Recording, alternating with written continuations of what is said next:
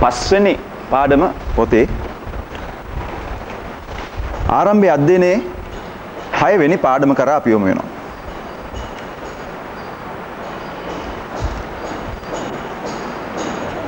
යාඥා කළ යුත්තේ ඇයි? යාඥා කරන්නේ කෙසේද? අද මාතෘකාව.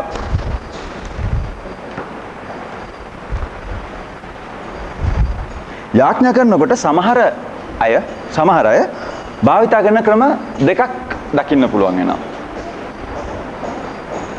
සාමාන්‍යයෙන් යාඥා කරන මිනිස්සු ජෙනරල් සාමාන්‍යයෙන් යාඥා කරන තවත් වෙලාවකදී අර්බුදකාරී වෙලාවට යාඥා කරනවා. ඒ කියන්නේ ප්‍රශ්නයක් කරදරයක් වුණාම ක්‍රයිසිස් ප්‍රේයර් මොන හරි අමාරුවක් වෙච්ච වෙලාවට යාඥා කරනවා.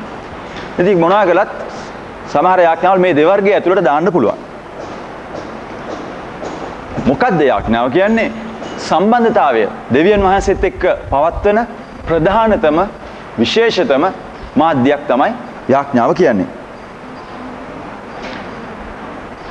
කිතුණු ජීවිත රටාවේ වැදගත්ම සිද්ධියක්, වැදගත්ම ක්‍රියාවක්, කිතුණුවේ කරන වැදගත්ම දෙයක් තමයි යාඥා කිරීම. මේ වචනේ පොඩි වෙනසක් තියෙනවා. මේ වචනේ හැබැයි අපේ එදිනදා ජීවිතයේ කරන ක්‍රියාවක් හා සමාන්තරව ඒ වගේම දෙයක් යාඥාව කියන්නේ හැබැයි. නමුත් මේ වචනේ වෙනස් ක්‍රියාවක් හඳුනනවා. යාඥා කරනවා කියලා කිව්වම වෙනස් අద్భుත අමුතු තේරුමක් ඒකට ලබා දෙනවා. හැබැයි යාඥා කරනවා කියලා කියන්නේ සරලව සිම්ප්ලි දෙවියන් වහන්සේට කතා කරනවා. අපේ එදිනෙදා ව්‍යවහාරයේ යාඥාව කියන වචනේ නැහැ. නමුත් කතා කරනවා කියන වචනේ තියෙනවා. කතා කරනවා කියන අංශ පැත්තෙන් බැලුවොත් එහෙම මේක තේරුම් ගන්න පුළුවන් වෙනවා. මොකද ඇත්තට මේක ස්වාමීන් වහන්සේ සමග කතා කිරීම නිසා. ඒ වුණාට ඒකට වෙනම තේරුමක්, වෙනම වචනයක්, වෙනම විදියකට ඒක හඳුන්වන ආමන්ත්‍රණය කරන නිසා දෝ කොහෙද ඒක වෙනස් විදියකට, අමුතු විදියකට බලනවා. හැබැයි විශේෂත්වයක් තියෙනවා යාඥාවේ. මම යාඥා කරන්නේ නැහැ නේ මේ වෙන කෙනෙක්ට. හැබැයි මම කෙනෙක් කතා කරනවා, මිනිහෙක් එක්ක මම කතා කරනවා. ඒ හා සමානයි දෙවියන් වහන්සේට ආමන්ත්‍රණය කරන මේ විශේෂ ඇමතීමත්. ඒ තරම්ම අපි එක්කෙනෙක් එක්ක කතා කරනවා වගේම සරලම දෙයක්. අපි ඒක තේරුම් ගන්න ඕනේ. කිතුණුවන් දෙවියන් වහන්සේගේ දරුවන් පියාණන් සමග කතා කිරීම ඒ තරම් සරල දෙයක් බව තේරුම් ගන්නට ඕන. සිරිතක් නෙවෙයි සම්බන්ධයක්. ගඟක් වගේ ගලන ලස්සන වචන තියෙන්න ඕනේ නැහැ. සමහර අයට පුළුවන් ලස්සනට වචන හසුරවන්න පුළුවන්. සමහර අය දෙවි පියාණෙනි හරි මොන හරි කියලා පටන් ගත්තට පස්සේ ආමෙන් දක්වා යනකල් ලස්සන වචන මාලාවක් ගොතනවා. හොඳයි. අහන් ඉන්න ප්‍රියමනාප වචන ඒක හොඳයි. හැබැයි කෙනෙක්ට ඒ වගේ ලස්සන වචන ගලාගෙන එන්නේ නැති නිසා ප්‍රසිද්ධ තැනකදී ආඥා කරන්න කියලා කිව්වහම බොහෝ වෙලාවට පැකිලෙනවා. මටත් තියෙන ඒ වගේ අත්දැකීම්. අපි හැමෝම ප්‍රසිද්ධිය ආඥා කරන්න සමහරලාවට ලැජ්ජා වෙනවා. ලස්සනට වචන ගලප ගන්න බැරි වෙන නිසා. හොඳ වචන කියන්න බැරි නිසා. නමුත් වැදගත් දේ වෙන්නේ ඊට වැඩිය වැදගත් දේ වෙන්නේ හදවත මේ වචන වලට මුසු කරලා තියෙන එකයි වැදගත් වෙන්නේ. මතෙව් 6 වෙනි පරිච්ඡේදයේ 7 වෙනි පදයේ යේසුස් වහන්සේ කිව්වා අන්‍ය ජාතීන් වගේ නිර්ර්ථක වචන කියාගෙන යන්න එපා කියලා. ඒකට අන්‍ය ජාතීනුත් යාඥා කරන බවක් තේරෙනවා. අපි කතා කරන්නේ ක්‍රිස්තියානි යාඥාව. දෙවියන් වහන්සේට මෞම්කාර දෙවියන් වහන්සේට ආමන්ත්‍රණය කරලා කරන යාඥාව ගැන තමයි අපි කතා කරන්නේ. වෙන නොයෙකුත් යාඥාවල් තියෙනවා. වෙන දෙවිවරුන්ටත් ඒ ඇදහිලි ක්‍රම ඇතුලේ යාඥා කියන නම භාවිතා කරනවා. දෙවියන්ට කතා කරනවා. දෙවියන්ට එක එක දේවල් ශ්ලෝක කියනකොට, කවි ගායනා කරනකොට යාඥා කරනවා වගේ ජල බර ගාලා එක එක දේවල් කියන ඒ වගේ ස්වරූපයල් තියෙනවා. නිර්ර්ථක තේරුමක් නැති, හදවත යොමු කරලා නැති, හදවතේ තියෙන බර දාලා නැති වචන මගේ ඉදිරියේ කිව්වට වැඩක් නැහැ කියන අදහස දේව වචනයෙන් අපිට දකින්න පුළුවන්කම තියෙනවා. දෙවියන් වහන්සේ ඒ වගේ උගන්වනවා.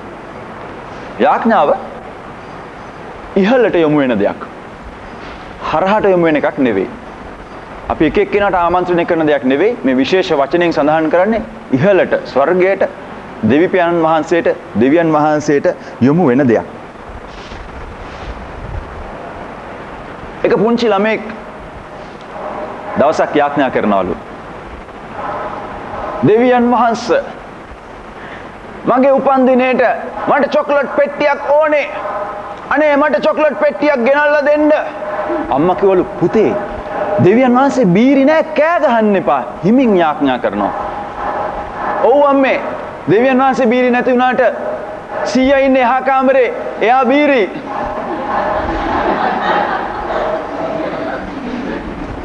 යාඥාව ඒ වගේ දෙයක් නෙවෙයි. යාඥාව ඉහළට පමණක් යොමු කරන දෙයක්. තිරස් අතර නේද කියන්නේ? මේ අතර කියන්නේ තිරස් නේද? තිරස් අතර යොමු වෙන දෙයක් නෙමෙයි. සිරස් අතට ඉහළට යොමු කරන දෙයක්. යාඥාවෙන් ඉඟි කරන්න හොඳ නෑ අනිත් අයට. දැන් අපි කියනවනේ සමහරවිට යාඥා ඉල්ලීම් වලින් එකක දේවල් ඉඟි කරනවා කියලා නේද? එහෙම හොඳ නෑ. යාඥාවල් වෙන්නේ නෑ. දෙවියන් වහන්සේගේ ඉදිරියේදී අවංක සිතකින් නික්මෙන දේවල් නෙවෙයි. එහෙම වුණොත් එහෙම. මොකද අයුතු අභිප්‍රායත් ස්වාමීන් වහන්සේ අහන්නේ නැලු. ඉතින් එහෙම හැමදාම තනුන්ටම කී ඉන්න වේවි. එහෙම වුණොත් තිරස්ව යාඥා කරන්න පටන් ගත්තොත් හැමදාම තිරස්වම කීවි. අයුතු අභිප්‍රායට යාඥාවට උත්තර දෙන්නේ නැහැ කියලා දෙවියන් වහන්සේ පොඩි කොන්දේසියකුත් දාලා තියෙන නිසා. එතකොට වැදගත් වෙන්නේ අර පොඩි ළමයා වගේ නෙමෙයි ඉහළට යාඥා කරන්න ඕන. යාඥාවේදී ත්‍රිත්වය දෙවියන් වහන්සේගේ ත්‍රිපුද්ගල ස්වභාවයම මේ යාඥා කරන වෙලාවේදී ඊට එකතු වෙනවා. ක්‍රිස්තියානි යාඥාව පියාණන් වහන්සේට යාඥා කිරීමක්. යේසුස් වහන්සේ අපිට ඉගෙනුවා ඒ බව. උන්වහන්සේ කිව්වේ නෑ මට යාඥා කරන්න කියලා. කවදාවත් එහෙම කිව්වේ නෑ පියාණන් වහන්සේට යාඥා කරන්න ඉගෙනුවා. මතෙව් 6:9 වෙනි පදේ. මගේ පියාණනි අපගේ පියාණනි සමාවෙන්න. ස්වර්ගයේ වසන අපගේ පියාණනි ඉංග්‍රීසියෙන් නම් වචන දෙක මාරුලා එන්නේ. ඉස්සෙල්ලා පියාණනි කියලා ආමන්ත්‍රණය කරලා ඉංග්‍රීසියෙන් නම් පටන් ගන්න. අපි තේරුම් ගන්න ඕන යාඥා කරනකොට අපි කතා කරන්නේ පළමුකට පියාණන්. කිට්ටුම සම්බන්ධතාවය. ජනිත කරපු. මම පැවතෙන්නේ එතනින්. පියා කියන්නේ ඒකනේ මගේ ඉහළ මට්ටමට තේරෙන්නේ මොකද්ද කියන වචනේ හදිසි හිතා ගන්න බෑ. කොහොම හරි මගේ ඊළඟ සම්බන්ධතාවය. මගේ ලොකුම ගැඹුරුම සම්බන්ධතාවය පුරුකක් හැටියට තියෙන්නේ මගේ පියා. එතකොට අපි කතා කරනකොට පියාණනි කියලා මේ කිට්ටුම සම්බන්ධතාවයට මම කතා කරන්නේ. බාප්පේ නෙමෙයි, මාමේ නෙවෙයි, සීයේ නෙවෙයි, පියාණනි. මම පැවතෙන්නේ පියාගෙන්. එතකොට මගේ ඉමීඩියට් මගේ ළඟම තියෙන සමීපතම සම්බන්ධතාවයට.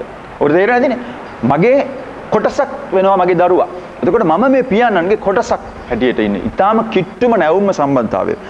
අපි ආමන්ත්‍රණය කරන්නේ මෙන්න මේ පියාණන් වහන්සේට පියාණන් කියලා. ඊළඟට ස්වර්ගයේ වසන කියනකොට අපි තේරුම් ගන්න ඕනේ එසේ මෙසේ නෙවෙයි මුළු විශ්වයේ මෙවුම්කාර තනන් වහන්සේට. නිකන් මේ පුංචි කෙනෙකුට නෙවෙයි සීමා සහිත කෙනෙකුට නෙවෙයි.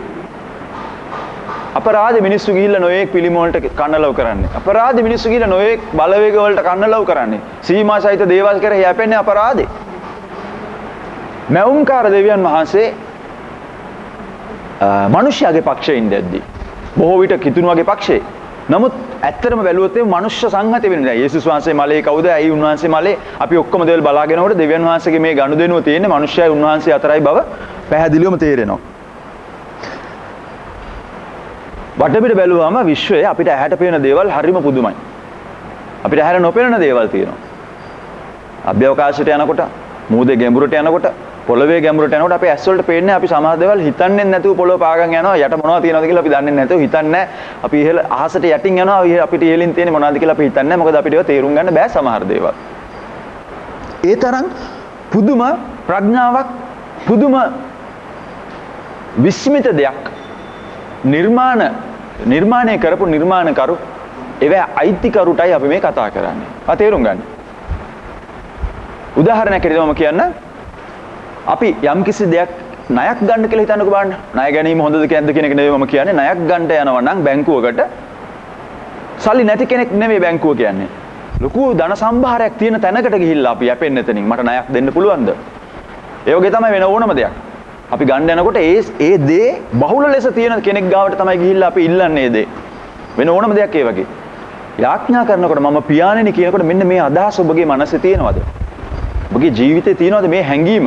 මම කතා කරන්නේ මේ මුළු බලයෙන් පිරුණු ධන සම්භාරයකින් පිරි මේ තරම් විස්කම් දෑතක් තියෙන මේ තරම් විස්කම් දේවල් කරපු මේ කියලා නිම කරන්න බැරි තරම් වර්ණනා කරලා ඉවර කරන්න බැරි තරම් බලගතු ලස්සන කියලා ඉවර කරන්න බැරි ප්‍රඥාව කියලා ඉවර කරන්න බැරි තේරුම් අරගෙන ඉවර කරන්න බැරි, තෝරලා දීලා ඉවර කරන්න බැරි දෙවියන් වහන්සේටයි මේ කතා කරන්නේ. වාගේ මේ පුංචි ප්‍රශ්නේ පාන් කෑල්ලක් නැත්තේ, ඇඳුමක් නැත්තේ, නැත්තම් වෙන මොනවා හරි ප්‍රශ්නයක්, හිසට වහලක් නැත්තේ, වතුර දාන එක වෙන්නේ නැති සාමාන්‍ය දේවල්, පුංචි දේවල් වලට පවා යාඥා කරන්න පුළුවන්. මේ පොඩි දෙයක් වෙන්නේ නැති කියන්නේ.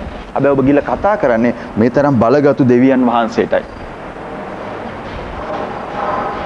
ත්‍රිත්වයේ පියාණන් ඒ විදිහට අපිත් එක්ක එකතු වෙනවා යාඥාවට. අපේ යාඥාවට උන්වහන්සේ මැදිහත් වෙනවා, එකතු වෙනවා. ඊළඟට ක්‍රිස්තියානි යාඥාව පුත්‍රයන්න් තුලින්. පියාණන්ට යාඥා කරන්නේ පුත්‍රයන්න් වහන්සේ තුලින්. එපිස දෙවෙනි පරිච්ඡේදයේ 18 වෙනි පදයේ කියනවා පුත්‍රයන්න් තුලින් බව. යොහාන් 15 16 වෙනි පදයේ කියනවා මගේ නාමයෙන් මොනියම් දෙයක් ඉල්ලුවද?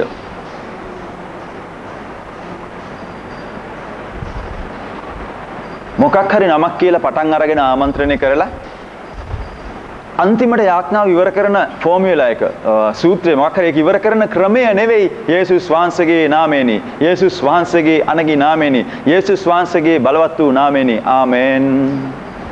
ඒක ඉවර කරන ක්‍රමය නෙවෙයි.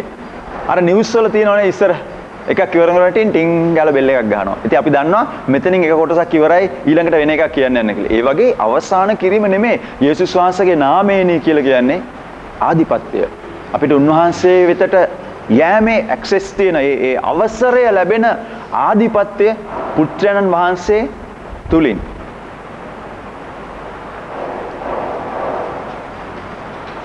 එතකොට අපි යාඥාවේදී යාඥාව අවසන් කරන්න හරි යාඥා කරන අතරතුරදී හරි මේව කරන්නේ යේසුස් වහන්සේගේ නාමයෙනි කියලා කියන්නේ මට ඒ තියෙන ඇක්සස්, මට තියෙන අවසරය, ඇතුල් වීමට තියෙන ප්‍රවේශ වෙන්න තියෙන අවසරය මම හඳුනා ගැනීම.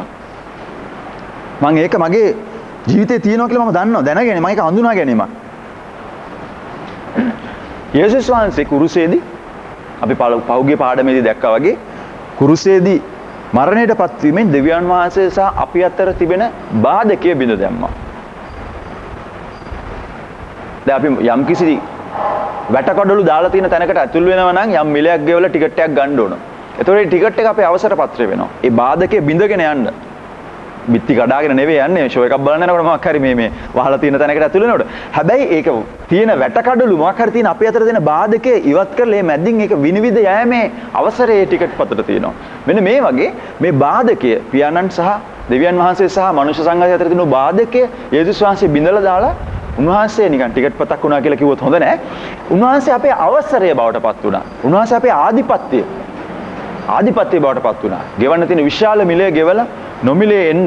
ඔයගොල්ලන් කී දෙනෙකුට යම් කිසි දේවල් වලට පාස් හම්බෙලා තියෙනවද? මොන හරි දෙයකට පාස් හම්බෙලා තියෙන්නේ. කවුරුත් ගෙනත් දෙනවා පාස් එකක් එන්න. කිසිම මිලයක් නැහැ. හොඳට ඇඳ පැළඳගෙන ගිහිල්ලා මොකක් හරි ඒක බලන්න තියෙන දේ බලන්න හරි මොකක් හරි තියෙන කටයුතුට සම්බන්ධ වෙලා ඇවිල්ලා ඇති ඔයගොල්ලෝ. මෙන්න මේ වගේ දෙයක්. අවසරය යේසුස් වහන්සේගේ නාමයෙනි.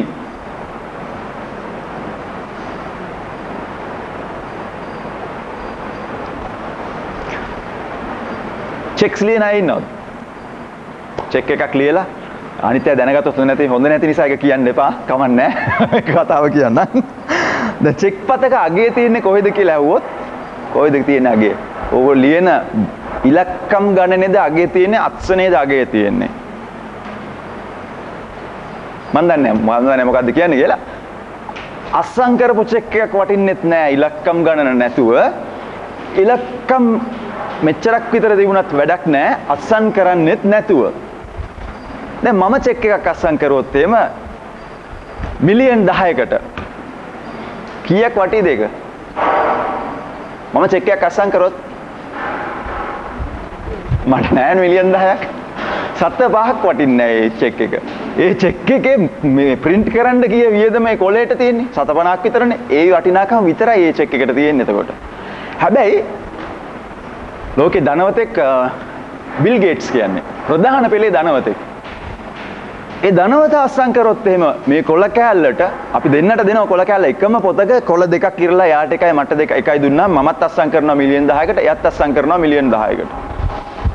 දැන් මේ දෙකෙන් බිල් ගේට්ස් අස්සම් කරන චෙක් එක හරියට ඒ ගහලා තියෙන ලියලා තියෙන ඉලක්කම් ප්‍රමාණයටම වටිනවා. දැන් බිල් ගේට්ස් හොයන්න යන්න එපා.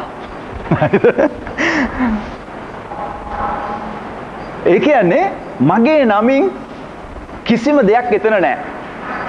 මගේ නමින් චෙක් එකක් අරගෙන ගියොත් මුකුත් කරන්න බෑ. නමුත් බිල් ගේට්ස්ගේ නමින් එතන මුදල් තියෙන නිසා ඔහුගේ නමින් චෙක් එකක් අරගෙන ගියොත් ඒ මුදල අපිට ඇදලා ගන්න පුළුවන් වෙන මුදල අපිට ලබා ගන්න පුළුවන් කමක් තියෙනවා. යාඥා කරන්න අපි දෙවියන් වහන්සේගේ පාමුලට එනකොට අපි කාගේවත් නමින් මොකවත්ම කොහෙවත්ම නැහැ. නමුත් යේසුස් වහන්සේගේ නමින් සියල්ල තියෙනවා එහා පැත්තේ. මගේ අස්සනෙන් සල්ලි නැහැ බැංකුවක කොහෙවත්ම. නමුත් යේසුස් වහන්සේගේ නාමයෙන් වා ඉල්ලන ප්‍රශ්නෙට පිළිතුර එහා පැත්තේ තියෙනවා. යේසුස් වහන්සේගේ නාමයෙන් වාගේ ප්‍රශ්නෙට රෝගයට සුවය එහා පැත්තේ තියෙනවා. යේසුස් වහන්සේගේ නාමයෙන් වා ඉල්ලන මනුෂ්‍යගේ ආත්මය දෙන්න ඒකේ හැකියාව එහා පැත්තේ තියෙනවා. යේසුස් වහන්සේගේ නාමයෙන් වාගේ කම්කටොළු ප්‍රශ්න කරදර බිඳහෙලන ඒවා ඉවත් කරන බලය එහා පැත්තෙන් නිදහස් කරන්න පුළුවන්කම තියෙනවා. මොකද මේ නාමයේ තුල ඒ දේ ඇතුළත්ව තියෙන නිසා. දැන් ඔයගොල්ලන්ට තේරෙනවද මගේ අත්සනේ සල්ලි නැති නිසා වැඩක් නැහැ. නමුත් යේසුස් වහන්සේගේ නාමයේ දේවල් තියෙන නිසා උන්වහන්සේගේ නාමයෙන් උන්වහන්සේ තුලින් පුත්‍රයන්න් තුලින් ගමන් කිරීමේදී ඒ සියල්ල ලැබෙනවා. මොකද පුත්‍රයාට සියල්ල දීලා තියෙනවා කියලා තියෙනවා. ලෝකේ අන් සියලු නම් වලට වැඩිය උන්වහන්සේව උසස් කරා පහත් වුණු පහත් විල්ලේ ප්‍රමාණය ඒ තරම් බලවත් නිසා. කුරුසයේ දක්වා කුරුසයේ මරණය දක්වා පහත් වුණුසේක. ඒ නිසා උන්වහන්සේව පියන් වහන්සේ අන් හැම නමකටම වැඩිය උස්සු නමකට උසස් කළා. එතකොට මේ නාමයෙන් අපි යන වෙලාවේදී දැන් ඔයගොල්ලන්ට තේරෙනවද?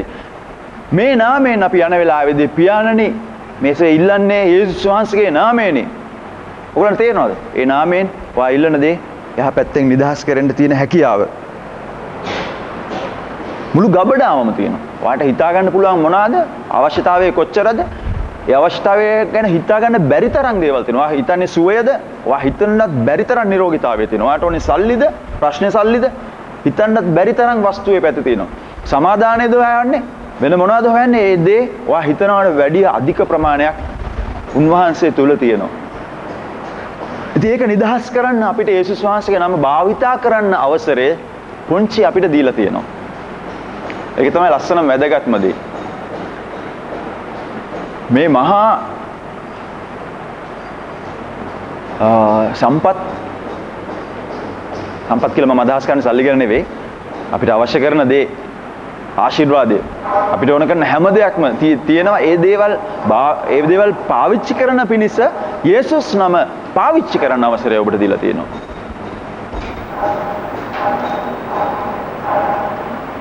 තුන ක්‍රිස්තියානි ආඥාව ආත්මයන් වහන්සේ මගින් කරන්නකි. ආත්මයන් වහන්සේ මගින් පියාණන් වහන්සේට පුත්‍රයන්න් තුලින් ආත්මයන් වහන්සේ මගින්. එතකොට ත්‍රිත්වයේ ත්‍රිපුද්ගලය සමාවෙන්. ඒ පුද්ගලිකත්වයන් තුනම ඔයා ගිහිල්ලා කරන ඉල්ලීමට ප්‍රතිචාර දක්වනවා. ඔයා ගිහිල්ලා දන ගහන වෙලාවේදී ඒ අනුව මේ දෙවියන් වහන්සේ මේ තුන් ආකාරයෙන්ම ප්‍රතිචාරය දක්වනවා. ඇයි සමහර වෙලාවලට යාඥා කරන්න අමාරුයි. ඒ අමාරු වෙලාවලට යාඥා කරන්න සුද්ධාත්මයන් වහන්සේ අපිට පහසු කරනවා. සුද්ධාත්මයන් වහන්සේ මගින් උන්වහන්සේගෙන් යාඥා කරන වෙලාවේදී ආත්මයන් වහන්සේ තුලින් යාඥා කරන්න කියලා කියනවා. එහෙම යාඥා කරන වෙලාවේදී රෝම 8 වෙනි පරිච්ඡේදයේ මම හිතන්නේ මේ සමහර පද ලියන්න වෙයි මේවා පොතේ නැතුව ඇති. රෝම 8 26 27 කවුරුහරි පොඩ්ඩක් කියවන්න.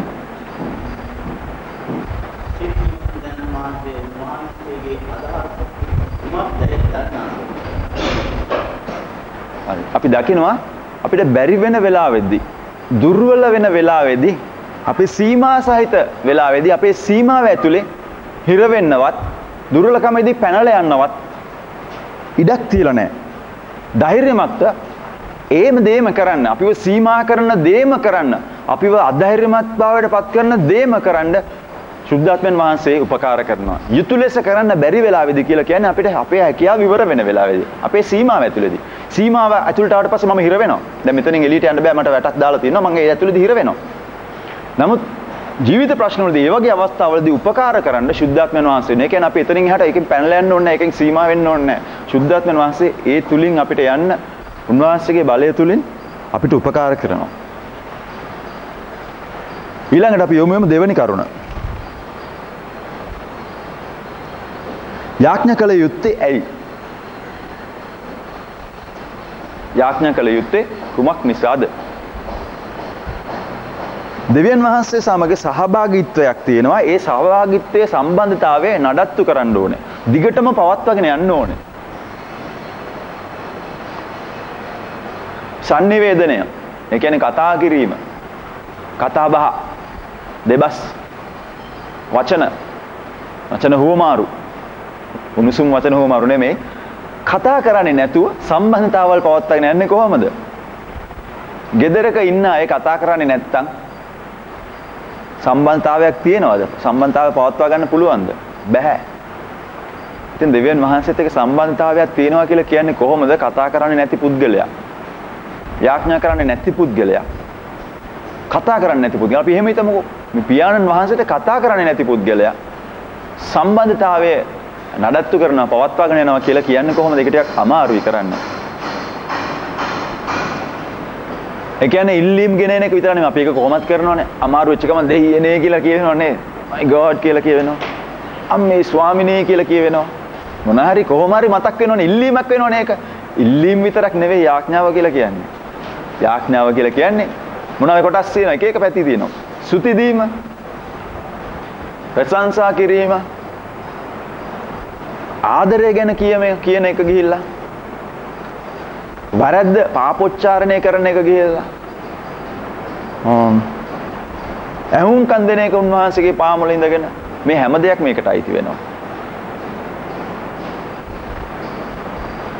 යේසුස් වහන්සේ යාඥා කරලා අපිට යාඥා කරන හැටිත් ඉගැන්වුවා.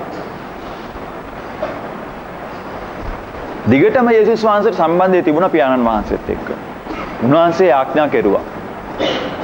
මාර්ක් පළවෙනි පරිච්ඡේදයේ 35 වෙනි පදේ, ලූක් 6:12 වගේ තැන්වල දකින්න පුළුවන් යේසුස් වහන්සේ ගිහිල්ලා යාඥා කරපු හැටි.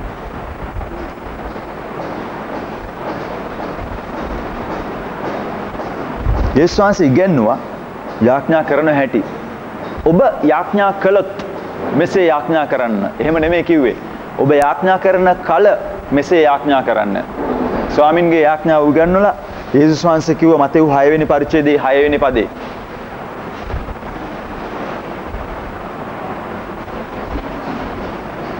එමගින් අපිව වෙනස් කරනවා විතරක් නෙමෙයි අපි ජීවත් වෙන වටපිටාවත් වෙනස් කරනවා. ඔය නිරත වෙලා තියෙන ප්‍රශ්නේ කරදරේ පසුබිම වෙනස් කරනවා යාඥාව මගින්. යාඥාවෙන් වා කියන දේ ස්වාමීන් වහන්සේට ඇහෙනවා එකපාරට. ඊයේ කරපු යාඥාව දෙවියන් වහන්සේට ඇහෙන්නේ ඊයේ නෙවෙයි. මමයි ඊයේ යාඥා කරේ. මම හෙට කරන යාඥාව දෙවියන් වහන්සේට ඇහෙන්නේ හෙට නෙවෙයි. අවුරුදු තව 25කින් මම කරන යාඥාව දෙවියන් වහන්සේට ඇහෙන්නේ තව අවුරුදු 25කින් නෙවෙයි. ඉස්සර මාටින් ලූතර් හිටපු කාලේ යා කරපු යාඥාව දෙවියන් වහන්සේට ඇහුනේ ඒ 1800 වගේ මං හිතන්නේ ගණන් වල ඒ වගේ කාලෙදි නෙවෙයි. දෙවියන් වහන්සේ සදා කාලේ වාසය කරන දෙවියන් වහන්සේ. කාලයක් තියෙන්නේ අපිටනේ. කාලේ ප්‍රශ්නේ අපිටයි. එතකොට මේ හැම කොහොම තේරුම් ගනිද්ද දන්නේ දෙවියන් වහන්සේ සදාකාලිකව වාසය කරන දෙවියන් වහන්සේ. ඊයක් කියලා එකක් නැහැ උන්වහන්සේට. අදක් කියලා එකක් නැහැ. හෙටක් කියලා එකක් නැහැ උන්වහන්සේට. සදාකාලිකව වාසය කරන තැන වහන්සේ. දවස් බෙදෙන්නේ අපිටයි. ඒතකොට මම තමයි ඊයේ යාඥා කළේ. හෙට යාඥා කරන්න බලන් ඉන්නේ. අද යාඥා කරන්නේ මම තමයි. එතකොට මේ යාඥා උන්වහන්සේ වෙතට ගමන් කරන්නේ, උන්වහන්සේ වෙතට යන්නේ මගේ ක්‍රමයේ හැටියට. ඊයේ යාඥාව ඊයේ ගියා. හෙට යාඥාව හෙට යාවි. සමහර විට අද යාඥාව නම් අද යයි. ඒ මගේ ක්‍රමයේ හැටියට. දෙවියන් වහන්සේට සදාකාලයේ මේ හැම දෙයක්ම එකවර අපිට තේරුම් ගන්න බෑ. මට තේරෙන්නේ නැහැ. මට මේ පොතෙන් කියවනකොට මට මේක ග්‍රහණය කරගන්න පුළුවන් වුණා යම් කිසි දෙයකට. හැබැයි මුළුමනින් මමත් දන්නේ නැහැ සදාකාලිකව කොහොමද ඔක්කොම එකපාරට ඇහෙනකොට. ඉස්සර අතීතයේ හිටපු හැම දෙයක්ම මෝසස් කියපු දේවල් වල ඉඳලා දැන් අපිට නේව කියලා ඉවර. මෝසස්ගේ ආඥා කරපු දේවල්, අබ්‍රහම්ලා දෙවියන් වහන්සේට කතා කරපු දේවල් ඉවර වුණේ අපිටයි. ඉදිරියේදී කවුද එන්න ඉන්නේ කියලා අපි දන්නේ නැහැ. ඒ ඉන්න අය කරන යාඥාවල් අපිට අහන්න ලැබෙන්නේ නැත්තේ අපිටයි. සදාකාලේ ඉන්න දෙවියන් වහන්සේගේ ඉදිරියේ මේවා හැමතිස්සෙම තියෙනවා. මොකද සදාකාලේ. පටලවා ගත්තොත් ඔළුව පස්සේ කතා කරගන්න. හැබැයි දැනට අහගෙන ඉන්න. එතකොට මේ හැම දෙයක්ම එකවර ඇහෙන නිසා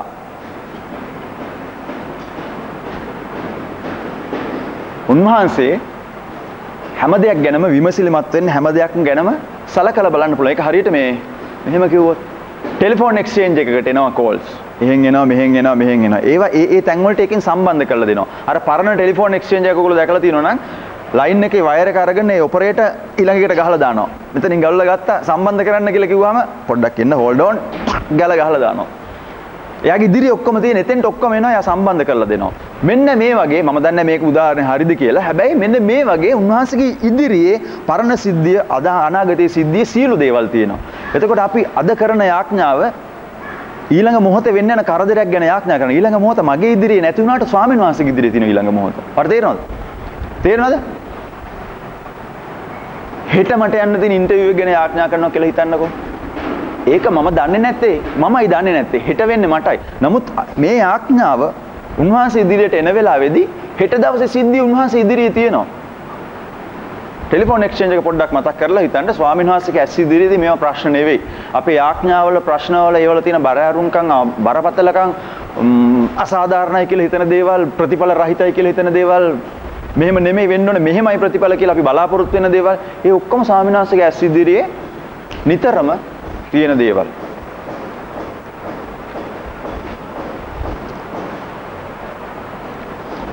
ඉතින් ඒ නිසා අර එක මොහොතක මිනිස්සෙක් කරන යාඥාව ටක් ගාලා පිළිතුරු දෙන්න උන්වහන්සේට පුළුවන්.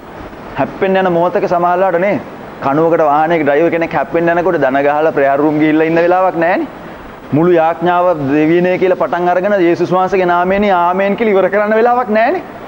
වැටෙන මිනිහෙකුට යාඥා කරන්න වෙලාවක් නැහැ.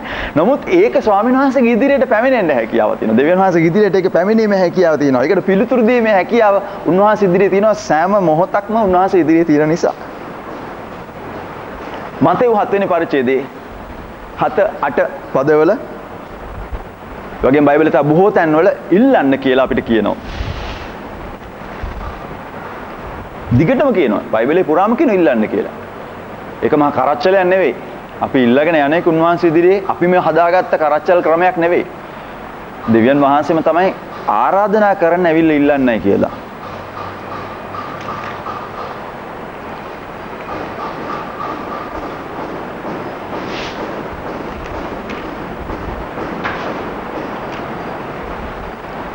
තුන්වෙනි කාරණාවට යන්න.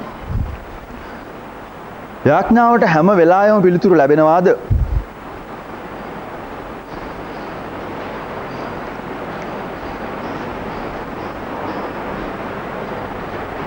හැම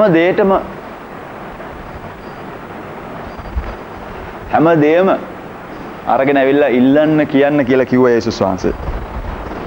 යෙසාය 59:1-2 බැලුවොත් තමුන් එක්ක සම්බන්ධතාවයක් නැතුව ජීවත් වෙන එක්කෙනාට පිළිතුරු දෙන්න ස්වාමීන් වහන්සේ බැඳිලා නැහැ.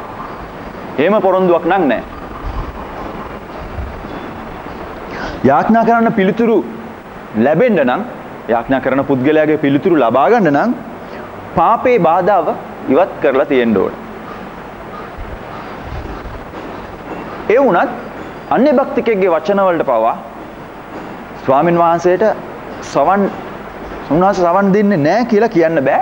මොකද උන්වහන්සේ ඒ වගේ දෙයකටවත් සවන් දෙනවා. හැබැයි ඒකම බලාපොරොත්තු වෙන්න බෑ. අභක්තිකයෙක් හැටියට ජීවත් වෙමින් දෙවියන් වහන්සේ මගේ හඬ අසාවි කියන එක බලාපොරොත්තු වෙන්න බෑ. උන්වහන්සේගේ ਸਰව බලධාරීත්වය ඇතුලේ උන්වහන්සේට ඕනම දෙයකට උත්තර දෙන්න පුළුවන්. ඕනම කෙනෙක්ගේ යාඥාවට පිළිතුරු දෙන්න පුළුවන්. සමහර අය යාඥාව කියන දෙයට හුරු වුණේ ක්‍රිස්තුස් වහන්සේගේ ස්වාමිත්වය බාර දීලා ගැලවීමට ඇතුළු වුණාට පස්සේ සදාකාලික ජීවිතයට ආවට පස්සේ සමහර අය ඒකට ඇතුළු වුණේ මේ යාඥාවක් කරලා.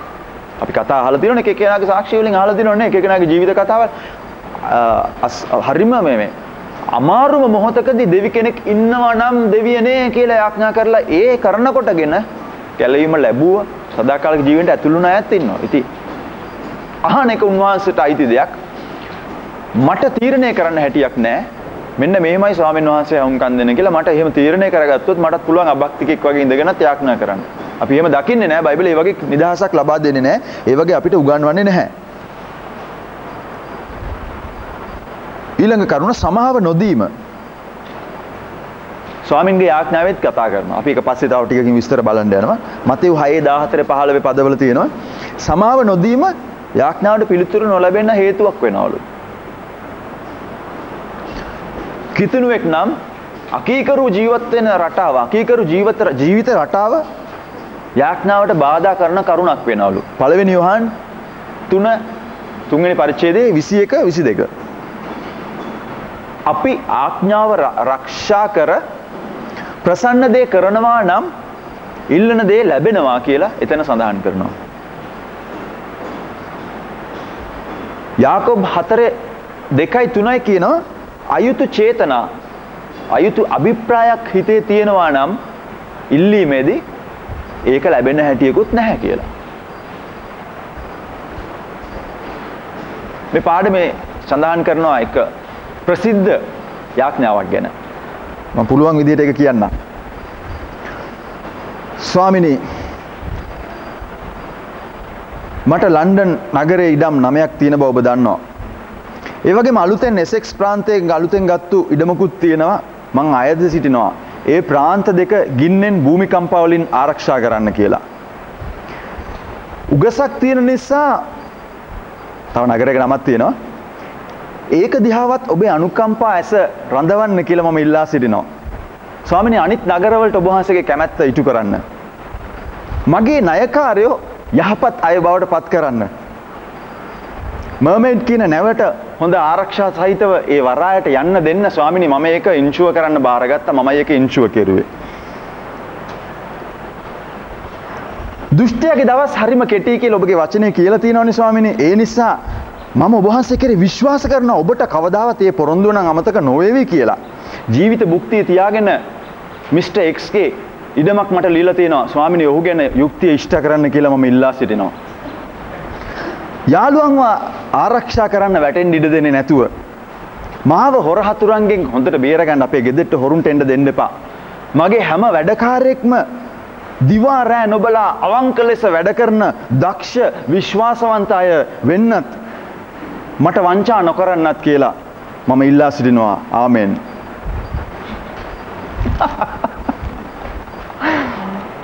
හොඳ යාඥාවක්. මත්වෙනි පරිච්ඡේදයේ 11 වෙනි පදේ. දෙවියන් වහන්සේ පොරොන්දු වෙන්නේ සියලු යහපත් දේෙන් අපිට ආශිර්වාද කරන්න. යහපත් දේෙන්. සමහර ඉල්ලීම් ඒ ඉල්ලීමම හොඳ නැහැ. ඒ ඉල්ලනකොට ඉල්ලීම ඒකම හොඳ නැහැ. ඒ ප්‍රතිවිපාක නෙමෙයි, සමහරට ඉල්ලන දේම හොඳ නැහැ. ඉතින් ඒ නිසා ලැබෙන්න හැටියකුත් නැහැ. දෙමෝපිය දන්නවා දරුවෙකුට ඕන කරන දේ. ළමයි ආසයි සමහර දේවල් වලට. හැබැයි සමහර දේවල් ළමයින්ට හොඳ නැහැ.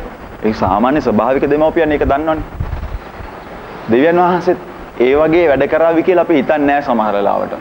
ඉතින් ඒ නිසා අපි සමහර දේවල් ඉල්ලනවා. පුංචි ළමයි අපෙන් සමහර දේවල් ඉල්ලනවා වගේම අපිත් ඉල්ලනවා. ඔව් ඉල්ල නැද්ද? ඒ වගේ දේවල්. එහෙම ඉල්ලනවා සමහර වෙලාවල් වලට. ඒ දැන සමහර වෙලාවට නේද ඒක? අර ඊයේ කිව්වේ අම්මා කෙනෙකුට පිස්තෝලයක් කරගෙන කියලා ගැන කිව්වේ. ඔළුවට පිස්තෝලයක් තියන් තල්ලු කරගෙන ගියේ කරත්තේ. කොහෙන් හරි ඉල්ලලා හොයාගන්න තින්නේ සමහර දේවල් අපි ඉල්ලනවානේ. ඇවිල්ලා අපිට හොඳ නැති දේවල්. අපිත් සමහර වෙලාවට දෙවියන් වහන්සේගෙන් ඉල්ලනවා සමහර දේවල් නොදන්නකම නිසා වෙන්නත් පුළුවන්. ඉතින් අපි නොදන්න ඉල්ලනකොට ස්වාමීන් වහන්සේ දන්න නිසාත් ඒ දේවල් අපිට දෙන්නේ නැහැ. හැබැයි ඒක නොලැබුණු නිසා අපි ලොකු ප්‍රශ්නයක් තුලින් යනවා සමහර ලාවට. සමහර දේවල් අඩුපාඩුකම් නිසා අපි සමහර අමාරුකම් තුලින් යනවා. හැබැයි ඒ වුණාට ඒ දේවල් හොඳ නැති වෙන්නත් පුළුවන් සමහර වෙලාවල් වලට. හොරබඩුවක් එහෙමනම් निराहारව ඉඳලා ණයට ගන්න, උගසට ගන්න අමාරුවකින් ඉන්න සහෝදරියක් ඉන්නවා. ස්වාමිනී, මට ආරංචි යාගේ මාළේ උගස් තියන්න යනවා කියලා. ඉතින් මම යාඥා කරොත් ඒ මාළේ ගන්න ලැබෙන්න කියලා.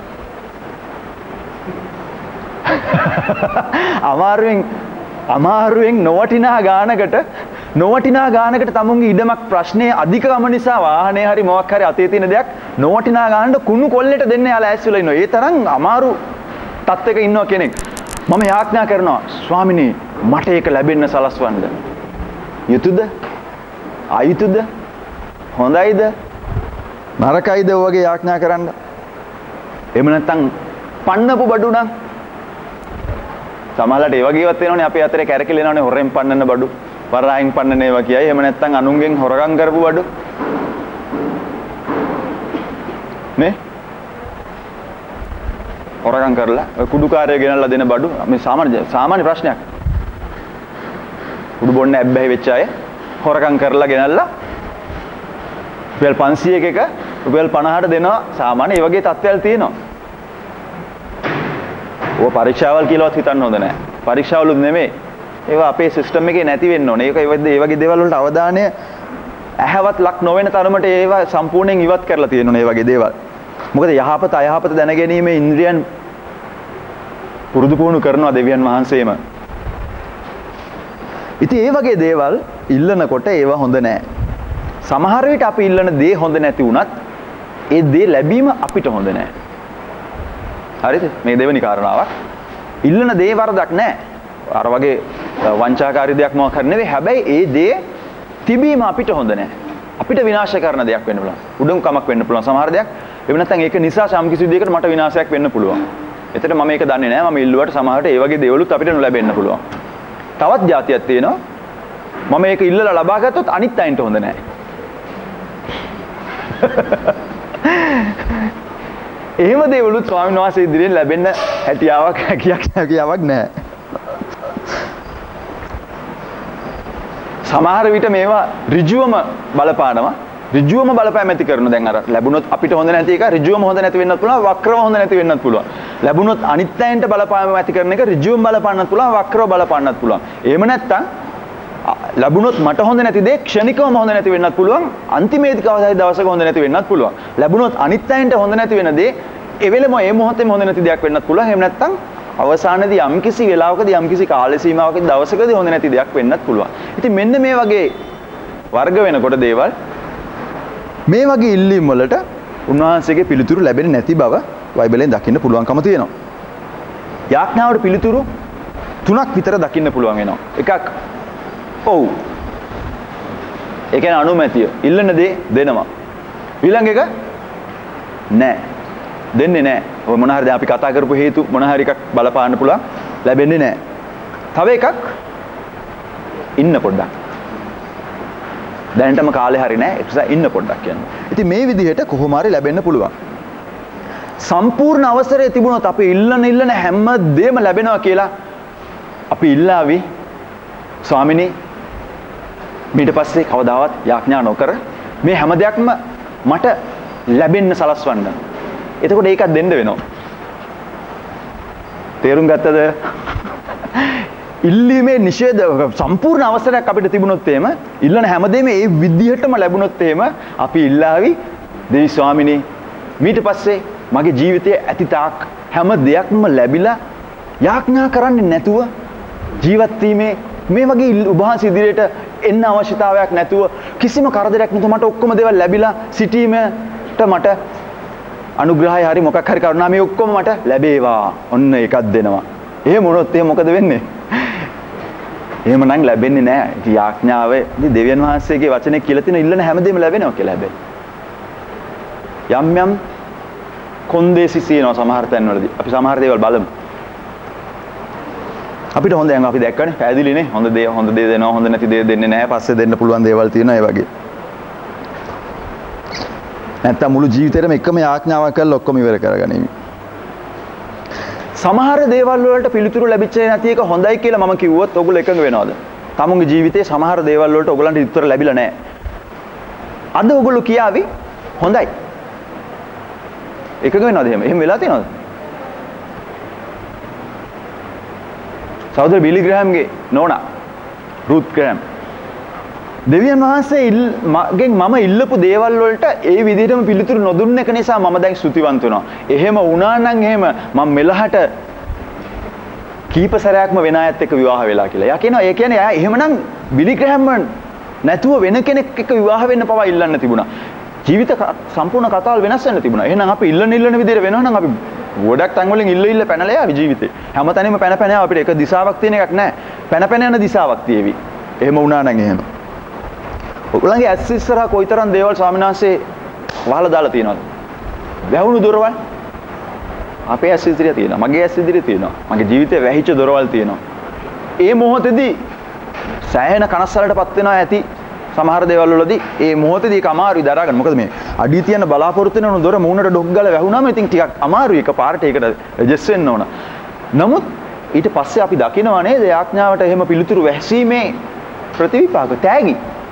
නෑ කියන එක පවා යාඥා පිළිතුරක්. ඒක සමහර අය පිළිගන්නේ නෑ. ඔව් කියන එක ලැබෙනකල් යාඥා කරනවා. ඒකට අපි කියනවනේ නමකුත් අර යාඥාවෙන් අත්නෑර සිටීම කියලා කියනවනේ. නේ අතහර දාන්න නැතුව දිගටම යාඥා කරනවා කියලා කියනවනේ. ඉතින් ඒ ගණයට මේක දාලා වැහෙන දොරවල් වලට ගගහ හරි අපි බලන්න උත්සාහ කරනවා. නමුත් නෑ කියන එක පිළිතුරක් සමහර වෙලාවට. නෑ කියන උත්තරේ දීලා ඉවරුවට පස්සෙත් මොකද නොලැබුණු නිසා මම ගහනවා දොරවල් වලට.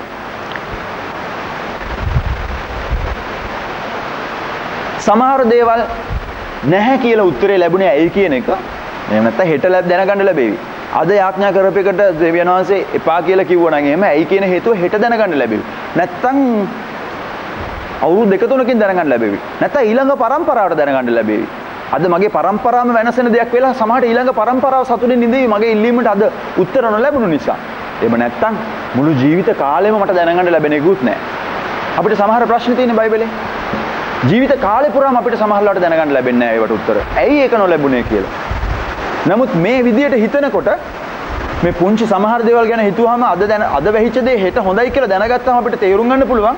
කවදා හරි අද ඒකට පිළිතුර කිසිම විසඳුමක් හේතුවක් දන්නේ නැති වුණත් මට තීරණය කරන්න පුළුවන් අනාගතයේ දවසකදී කවදා හරි දැනගන්න පුළුවන්. මේ දැනගන්න නොලැබුණත් මම දන්නවා හොඳ නැති නිසා තමයි වහලා තියෙන්නේ කියලා. ඒ නිසා තමයි බයිබලයේ පොරොන්දු ලබා ගන්න කොන්දේසි ඉටු කරන්න ඕනේ කියලා දේව වචනේ සඳහන් කරන්නේ. පොරොන්දු අත්පත් කරගන්න කොන්දේසි ඉෂ්ට කරන්න ඕනේ කියලා. පළවෙනි යෝහන් 5:14. නිසක ගම මොකද්ද? අපි උන්වහන්සේගේ කැමැත්ත ලෙස ඉල්ලුවොත් උන්වහන්සේ අපේ ඉල්ලීම අසනවාය. පොරොන්දුවක් තියෙනවා. පුංචි කොන්දේසියකුත් තියෙනවා. ස්වාමියාගේ කැමැත්ත ලෙස ඉල්ලුවොත් බිරිඳගේ ඉල්ලීම අසනු ලැබේ. නෑ නේද? එහෙම නෑ. දෙවියන් වහන්සේගේ කැමැත්ත ලෙස ඉල්ලුවොත් ඉල්ලීම ඉටු කරනු ලැබේ. ඒකට රහසක් කියලා දෙන්නම්. පුංචි රහසක් තියෙනවා.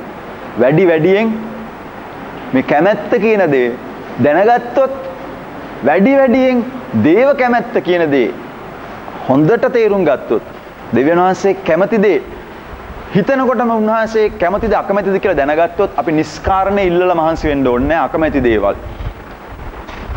පිළිතුරු නොලබන යාඥාවල් වල ප්‍රමාණය අඩු කරගන්න පුළුවන් වෙනවා දේව කැමැත්ත හොයන මිනිස්සෙක් බවට පත් වුණොත් එහෙම. එන්න රහසක්.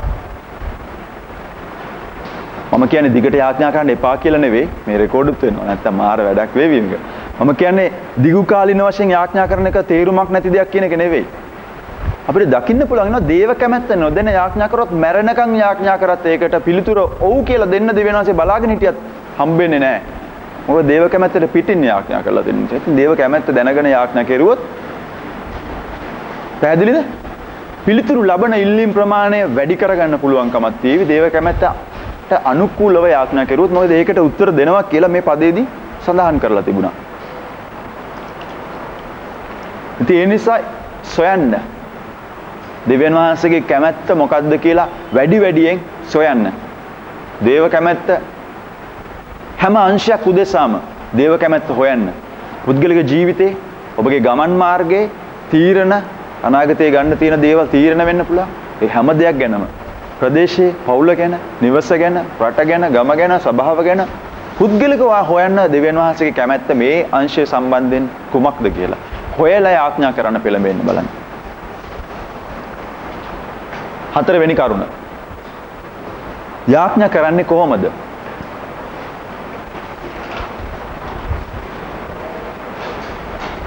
මෙන්න මේ වචන කියලා පටන් අරගෙන මේ වචන ටික කියලා යාඥාව කරලා මේ වචන වලින් ඉවර කරන්න කියලා සම්මත ක්‍රමයක් නැහැ. ගාථාවල් වල වගේ. ඉස්සර ගාථා කිව්වා හිටියොත් ඒ වගේ මේක තමයි ඔබ ගිහිල්ලා මේ වෙනුවෙන් කියන්න ඕන. මේක තමයි මේකට කරන්න ඕන කියලා එහෙම සම්මත යාඥා ක්‍රම දෙවියන් වහන්සේගේ වචනයෙන් නම් ඉඩ හැරලා නැහැ. එහෙම දේවල් අපිට උගන්වලා නැහැ.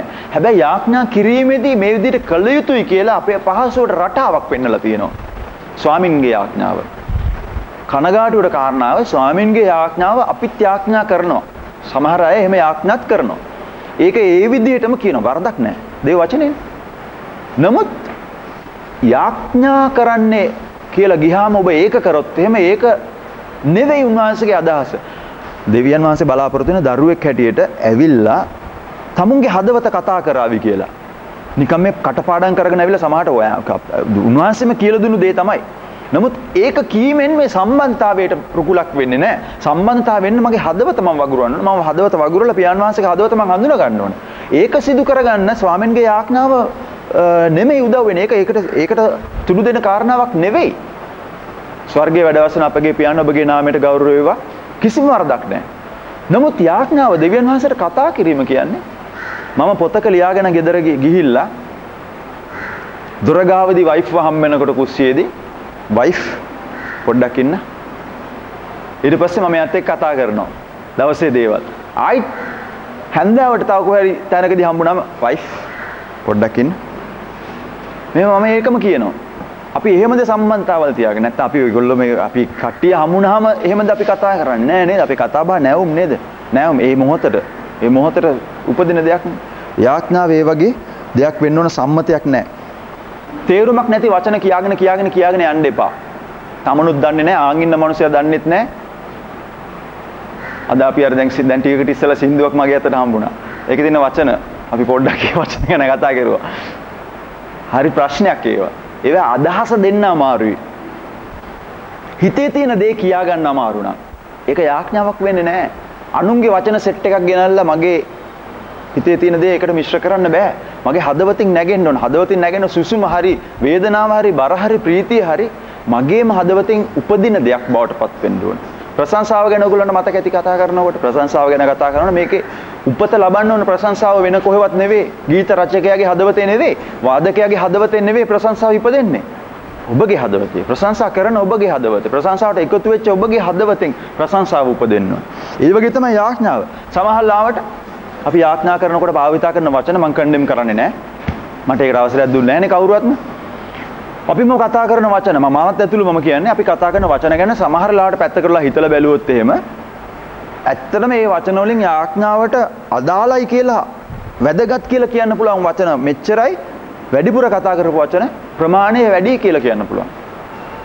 දැන් මම ආට කතා කරනවා. මම ඔයාලට කතා කරනකොට දැන් පෙම්සිරි. දැන් ඊයේ හැන්දෑවේ පෙම්සිරි අපි දෙන්න හම්බ වෙනකොට පෙම්සිරි අර නාරයන්පිට හන්දියේදී පෙම්සිරි අපි ඔහොම කතා කරන්නේ නැහනේ. මම එයාට නම කියලා ආමන්ත්‍රණය කරනකොට මම ඔයාට තමයි කතා කරන්නේ. මම ඒ බවක් දන්නවා, ඔයත් මේ බව දන්නවා. ඒතර අපි ඔයාට කතා කරන්නේ මම ඔයාගේ නම කියන්නේ නැහැ වචනයක් පාසා. නමුත් අපි ආඥා කරනකොට බොහෝ වෙලාවට දෙවියන් වහන්සේගේ නම භාවිත කරන්න එපා කියන එක නෙවෙයි මම කියන්නේ. අපි ස්වාමිනී කියනවා, පියාණිනී කියනවා. ඒක නිකන් කරච්චලයක් වගේ සමහර ලාවට අහන් ඉන්නකොට මොකද ඒ හදවත තියනවද කියලා මට නම් ප්‍රශ්නයක් නැගෙනවා. හදවත තියනවද මේ වගේ කතා කරනකොට කියලා හිතෙනවා. මට කවුරු හරි ඔය වගේ නම කියන්න පටන් ගත්තොත් මම කැමති නැහැ කියන දේ අහන්න. මොකද මට කියන දේට වැඩිය මගේ නම ඇහෙනවා වැඩි. දෙවියන් වහන්සේට කොහොම තීද කියලා මම දන්නේ නැහැ. පියාණී ස්වාමිනී සුද්ධාත්මිනී අරවද මේවද වචන දදා කතා කරනකොට හදවත තියනවා නම් හොඳයි. ගෞරවයක් තියෙන්න එපා. දෙවියන් වහන්සේන කතා කරන දෙවියන් වහන්සේ මිනිස්සෙක් නෙවෙයිනේ. ඒක වෙනම කතාවක්. උන්වහන්සේ සර්ව බලධාරීද අපි මුලින්ම කතා කරා වගේ මුළු විශ්වයේ සියලු සකල බලය තියෙනවට මට හිතා ගන්න බෑ මට ඒ නම පරිහරණය කරන්න අවසරය දුන්නට පියාණෙනි කියලා කෑ ගහගෙන අඬාගෙන මට යන්න පුළුවන්කම තිබුණාට මේ කවුරු ගාවටද යන්නේ? ඒක වෙනයි. අති උතුම් ගෞරවය ලැබිය යුතු ගෞරවය කියන එක දෙන්න තියෙන ඉහළම තරම කොච්චර දුන්නත් ඉවරය කරන්න බැරි තරම් ගෞරව කටයුතු දෙවියන් වහන්සේගේ නාමය. ඒක වෙනයි. ඒ නිසා ඒක නිකන් තේරුමක් නැතුව භාවිතා කරනවා නම් ඒක සුදුසු නැහැයි කියලායි මගේ හැඟීම. ඉතින් ඒ නිසා හදවතේ තියෙන වචන නැතුව නිකන් වචන වලින් කතා කරන යනවට වැඩිය හොඳයි පිළිවෙලකට කතා කරනවා නම් යාඥා කිරීමේදී. සමහර අය කැමති, සමහර අය නෙමෙයි බොහෝ අය කැමති පුංචි රටාවක් අඳුනලා දුන්නොත් යාඥා කරන්න.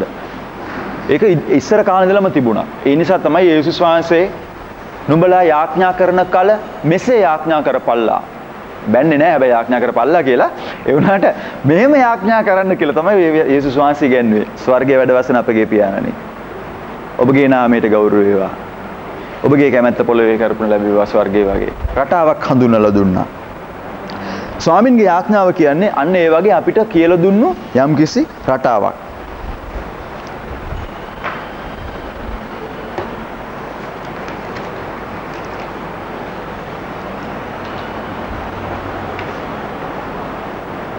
මෙතන පොන්ච සැකිල්ලක් සඳහන් කරනවා. එක ප්‍රශංසා කිරීම. නැත්නම් নমස්කාර කිරීම. ප්‍රශංසාව කියන්නේ දෙවියන් වහන්සේ කවුද යන වගේ. ස්වාමින්ගේ ආඥාවට සම්බන්ධයි මේ කරුණු ටික. දෙවියන් වහන්සේ කවුද කියන එක ගැන මම මතක් කරගන්නවා. මම කියන්නේ දෙවියන් වහන්සේ ඔබ වහන්සේ සර්ව බලධාරී කියලා. මමයි මතක් කරගන්න ඕන මගේ ප්‍රශ්නේ කරදරේ සයිස් එකේ හැටියට මමයි ඒක මතක් කරගන්න ඕන දේව පාමුලදී. ඊළඟට අපේ අතින් වෙච්ච වැරදි අතපසුවීම් තිබුණා නම් මම ඒවට සමාවිල්ල ගන්න ඕන. පාපේට සමාව ඒව ගැන කියලා අවංකව ඒවෙන් හැරුණු බව තහවුරු කරගෙන මම ඒව ගැන කියලා සමාව ඉල්ලන්න ඕන. ආයිසරක් හැන්දෑවට ගිහිල්ලා කරන්න බලාගෙන නෙවෙයි. මම ඒවෙන් හැරිලා පාපේට සමාව ඉල්ලන්න ඕන. සමහර අය එහෙමත් කරන්නේ නැති ඒක නිසානේ කියන්නේ මේ අපෝ ක්‍රිස්තියානිද ඕන වැරද්දක් කළා ඉතින් පාපට සමාව තියෙනවනේ. ඒ වගේ අදහසක් තියෙනවනේ සමහර අනේ භක්තය ගැන. නමුත් දේව වචනෙන් එහෙම එකක් නැති බව අපි දන්නේ. බයිබලෙන් එහෙම කියන්නේ හැබැයි මොකද්ද එකක් නිසා ඒ වගේ ප්‍රතිරූපයක් මිනිස්සුන්ට දකින්න ලැබිලා තියෙනවා. ඒක නිසා සමහර අය කියන ඕකේ ඕගොල්ලන්ට ඕන දෙයක් කරාම සමාව ගන්න පුළුවන්. හිත වැරදි කර සමාව ගන්න බෑ. බයිබලේ එහෙම කියන්නේ නැහැ. වැරදි වලින් හැරිනවමයි වැරදි වලට සමාව ලැබෙන්නේ. ඊළඟට ස්තුති දීම. දැනට තියෙන දේ දිහාව බලන්න ඕනේ. ප්‍රශ්නයකට යාඥා කරන වෙලාවේදී අපි උන්වහන්සේ ඉදිරියේ ඉන්න වෙලාවේදී මට නැති දේවල් ගැන කියන වෙලාවේදී මට දැනට තියෙන දේවල් දිහා බලන්න ඕනේ. ස්තුති දීම කියන්නේ ඒකයි. ඊළඟට අපිට ඉල්ලීම් ටික ගෙනෙන්න පුළුවන්. අපේම ඉල්ලීම් විතරක් නෙවෙයි අන් අයගේ ඉල්ලීම් තියෙනවා, පොදු ඉල්ලීම් තියෙනවා, නොයෙකුත් දේවල් තියෙනවා. මේ දේවල් අරන් එන්න පුළුවන්.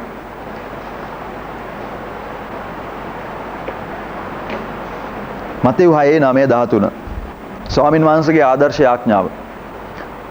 ස්වර්ගයේ වසන අපේ පියාණනි. ප්‍රශ්න කරලා බලන්න. පියාණනි කියලා කියන්නේ මේ තමුන්ගේ පියාටද? ඔය ඇත්තටම දරුවෙක්ද? දරුවන්ට විතරයි පියාණනි කියලා කතා කරන්න පුළුවන්කම තියෙන්නේ. නේ තාත්තා කියලා කියන්නේ දරුවන් විතරයි නේ. අනිත් අයන්ට අපි කියලා කියන්නේ නැහැ නේ තාත්තා කියලා. එතකොට යාඥා කරන්න යනකොට ඒ මූලික සුදුසුකමක් තියෙන්න ඕන. තමන් දරුවෙක්.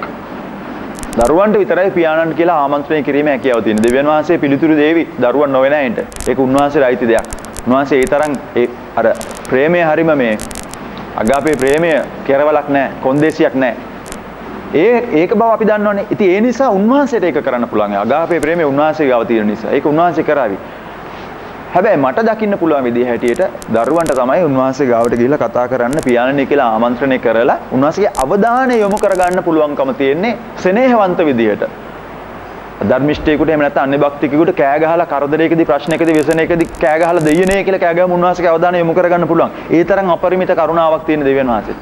නමුත් මම අයිතිවාසිකම් තියෙන කෙනෙක් හැටියට පියාණනි තාත්තේ මම අවධානය දෙවියන් වහන්සේගේ මාව වෙතට යොමු කරගන්නවා.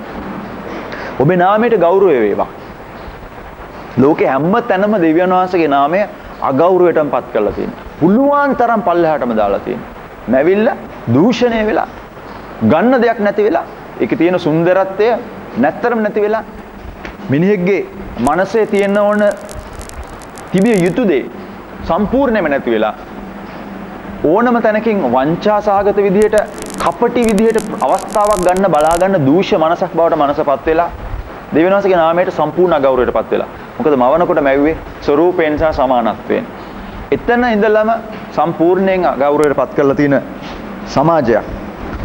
ඒ නිසා වැඩි දෙනෙක් දෙවියන් වහන්සේගේ ඒ ආඥාවල් හරි මේ තරම් අර ඊයේ අපි දැක්කා වගේ දසපනත මේ පුංචි නීති 10 අඩු ප්‍රමාණයක් තියෙන. මේ අඩු නීති ප්‍රමාණය අනුව ගමන් කරනවා නම් ඕනම රටක් ඕනම සමාජයක් යහපත්ව කාටවත් වැඩදායි විදිහට කිසි කෙනෙකුගෙන් කිසි කෙනෙකුට අසාධාරණයක් නොවේද වෙන විදිහට පවත්වා ගන්න පුළුවන්කම තියෙනවා. ඒක අපි දන්නේ. නමුත් ඒවා හැම දෙයක්ම පැත්තකට දාලා ඒක ඔක්කොම ප්‍රතික්ෂේප කරලා දාලා නීති 10 තියාගන්න බැරුව මහා ගොඩක් නීති තියෙනවා වෙන වෙන ක්‍රමවල. මේ වැඩි දෙනෙක් මේ වගේ කරලා තියෙන තැන වෙලාවකදී අපේ ජීවිතය ඇතුලේ දෙවියන් වහන්සේගේ නම ගෞරවයටපත් වෙන්න ඕනේ. සභාවේ, අපේ පවුලේ, අපි ජීවත් වෙන සමාජයේ, අපි ජීවත් වෙන රටේ දෙවියන් වහන්සේගේ නම ගෞරවයට පත් වෙන්නම ඕනේ. මේ යාඥා කරන වෙලාවදී විතරක් නෙවෙයි. හැබැයි යාඥාවේදී අපි මේ එන වෙලාවේදී මේක වෙන්න ඕනේ. යේසුස් වහන්සේ හඳුන්වලා දුන්නේ ඒකයි මේ රටාවේදී, ස්වාමින්ගේ යාඥාවේදී. ගෞරව වේවා. නිකන් පදයක් විතරක් නෙවෙයි. ගෞරවෙ දෙන විදිහට හැසිරෙන්නත් ඕනේ ඊළඟට. ගෞරව වෙන්න නම් ගෞරව වෙන්න. කොහොමද ගෞරව වෙන්නේ? කොහොමද ගෞරව වෙන්නේ? දැන් මම යමක් කරලා පෙන්නන්න එපා ගෞරව වෙන්න. ඔයාලට තේරෙනවද? ගෞරව වේවා කියන්නේ කටින් කියන ලස්සන වචනයක් විතරක් නෙවෙයි. ගන්න ගෞරවය. ගෞරවය? බැලුවාම ගෞරව දීමක් තියෙන්න ඕන. වචන නෙවෙයි ගෞරවය. වෙන ක්‍රියාවක් තියෙන්න ඕන. ප්‍රසන්න වෙන විදිහේ ක්‍රියාවක්. උන්වහන්සේට ගෞරවය, මේ මහිමාන්විත ස්වරූපයේ ඉදිරියේ ගෞරවය ලැබෙන රටාවක් මගේ ජීවිතේ තියෙන්න ඕන. ඔබේ රාජ්‍ය ඒවා. රාජ්‍ය සම්පූර්ණ වෙන්නේ යේසුස් වහන්සේගේ නැවත පැමිණීමේදී. යේසුස් වහන්සේ පැමිණෙන වෙලාවේදී දේව රාජ්‍යය පැමුණුණා. තිබෙනවා, පැමිණෙමින් තිබෙනවා, මතු පැමිණෙනවා. දේව රාජ්‍ය වෙන මාතෘකාවක් සමහර විට බයිබල් විද්‍යාලයේදී ඔයගොල්ලන්ට උගන්වනවා. යේසුස් වහන්සේගේ සේවයේදී මිහි මත, පොළොව මත දේව රාජ්‍ය කියන්නේ මොකක්ද කියන එක පෙන්වලා දුන්නා. යෝහන් බෞතිස්ත කිව්වේ පස්තවිල යල්ලා අත ළඟයි දේව රාජ්‍යය. එතකොට යේසුස් වහන්සේ ඇවිල්ලා අමුතු ක්‍රමයක් කියලා දුන්නා. ඒ කාලේ සමාජයේ තිබිච්ච නැති ක්‍රමයක් කියලා දුන්නා. ඊළට යන්න ඕන නම් ලොක්ක වෙන්න ඕන නම් පොඩිම වැඩේ කරන්න කිව්වා. මේ පැත්තට ගැහුවා නම් මේ පැත්තත් හරවන්න කිව්වා. ඉල්ලනාට දෙන්නම කිව්වා. එකක් ගන්නව නම් බලෙන් අනිත් එකත් ගන්න රෙන්න කියලා කිව්වා. සතුරන්ට ප්‍රේම කරන්න කියලා කිව්වා. සම්පූර්ණ පවතින සමාජ නීති වලට, සමාජ සිතුම් රටාවට වෙනස් විදිය දෙයක් ගෙනල්ලා දුන්නා. ඒ රාජ්‍යවල තිබුණ නැති දෙයක්. දේව රාජ්‍යයේ තිබුණ දේවල් උන්වහන්සේ ඇවිල්ලා මේක කියලා දුන්නා. ඉදිරිපත් කෙරුවා. මනුෂ්‍යයාට පෙන්වලා දුන්නා. දේව රාජ්‍ය මෙන්න මේ වගේ කියලා. ඩෙමොන්ස්ට්‍රේෂන් කළා. ඒ කියන්නේ නිරූපණය කරා කිව්වොත් හරි නේ. දේව රාජ්‍ය මේ වගේ කියලා නිරූපණය කළා. දේව රාජ්‍ය මොන වගේද? අත තැබුවම් සුවය ලැබුණා. එක වචනයකින් ප්‍රකාශ කරාම යක්ෂාත්ම දුර වුණා. මනුස්සයන්ගේ ජීවිත වෙනස් වුණා. යේසුස් වහන්සේ බෝට්ටු ගාවට ගිහිල්ලා කතා කරුවා. සීමොන් දෙලා අතහැරලා එන්න. ඔක්කොම දේවල් අතහැරලා දාලා ආවා. වෙනස් වුණා. හිතන රටාවල් වෙනස් වුණා. නුගත් දීවරයා, පුංචිට හිටපු මිනිස්සයා, කතා කරගන්න බැරුව කුලයට හිටපු මිනිස්සු දෙවියන් වහන්සේගේ හඬ අරගෙන යන, සීමාවක් නැතුව ලෝකේ එහා කෙරවලට පවනකම් යන බලවන්ත මිනිස්සු බවට පත් කෙරුවා. මේ වෙනස ඇති කරා. ආදරය කියන්නේ, ප්‍රේමය කියන්නේ කොයිතරම් දෙයක්ද කියලා පෙන්නවා. සුවය කියන දේ තියනවාද කියලා උන්වහන්සේ දේව රාජ්‍යය ගෙනල්ලා පෙන්නවා. බලය පෙන්වනවා උන්වහන්සේ.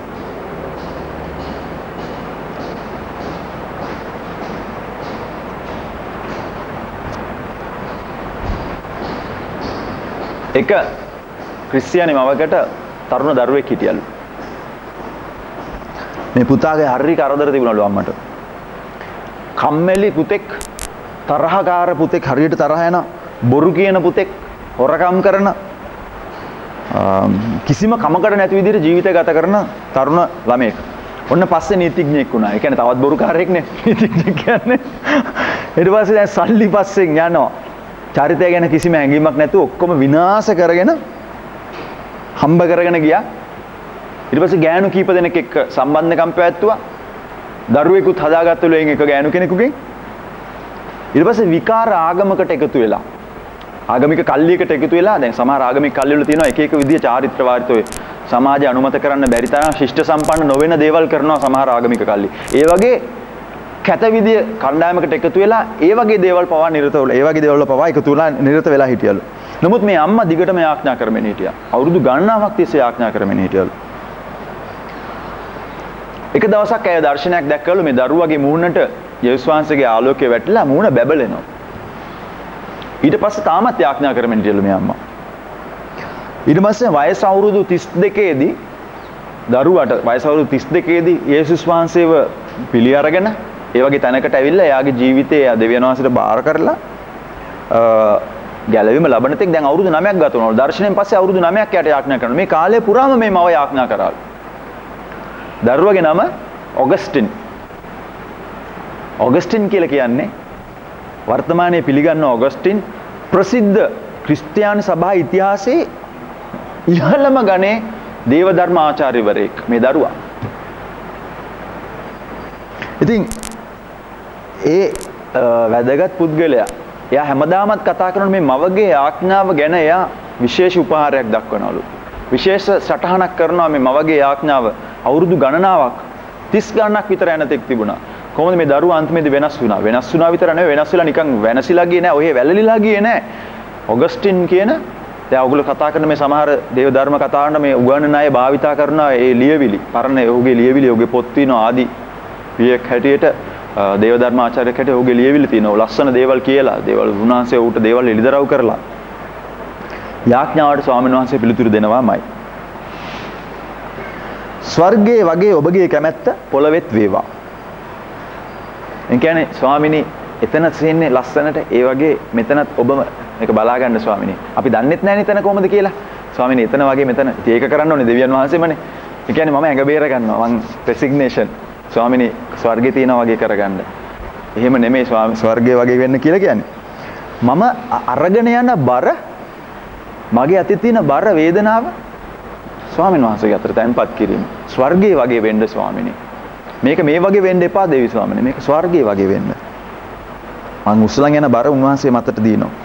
දීම බොහෝ අය කරදර වෙනවා මේ කරන දේවල් හරිද අපි කරන දේවල් අපි ගත්තු තීරණ හරිද වැරදිද දන්නේ නැහැ එමෙ කීකේ ගොඩක් අය කරදර වෙනවා අපි කොයිතරම් අමාරුවටපත් වෙන සමහරවල්ලාට තීරණ ගන්න වෙලාවේදී හරියද දන්නේ නැහැ මේ කරන වැඩේ මොනාරි අප්සෙට් එකක් වෙයිද දන්නේ නැහැ මෙහෙම කරලා මේක හොඳක් වෙයිද දන්නේ නැහැ හෙට අනිද්දා වෙනකොට මේකේ මොනවද ඇති වේවිද දන්නේ නැහැ අනේ මට මොනවද වේවිද දන්නේ නැහැ එහෙම නැත්නම් දරුවට මොකක් වේවිද දන්නේ නැහැ පවුලට මොකක් වේවිද දන්නේ නැහැ අපිට හැමදෙස්සම නැගෙන ප්‍රශ්නයක් ඒක අතපසු වීම වරදක් නොවෙන්න නම් කලින්ම දේව කැමැත්ත දැනගෙන තීරණය කෙරුවොත් හොඳයි. ස්වර්ගයේ වගේ වේවා. අපි මොන හරි කරලා ඉවර වෙලා වැරදුනට පස්සේ කමන්නේ එහෙනම් ස්වාමිනේ ඔබ ස්වර්ගයේ වගේ කර.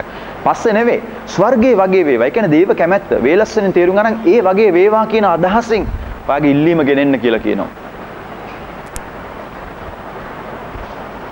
යම් කිසි තීරණයකදී අතපසු වෙන්න ඉස්සෙල්ලා හොඳයි දේව කැමැත්ත කලින් දැනගන්න ඕන. දිනපතා ආහාර දෙන්න ඊළඟට ස්වාමින්ගේ ආඥාවෙදි කියනවා. සමහර අය කියනවා මේ ආත්මික ආහාර ගැනයි මෙතනදී කියන්නේ කියලා. මේ බයිබලයේ දෙවියන් වහන්සේගේ වචනේ හැමදාමත් තියෙනවා කොහොමද?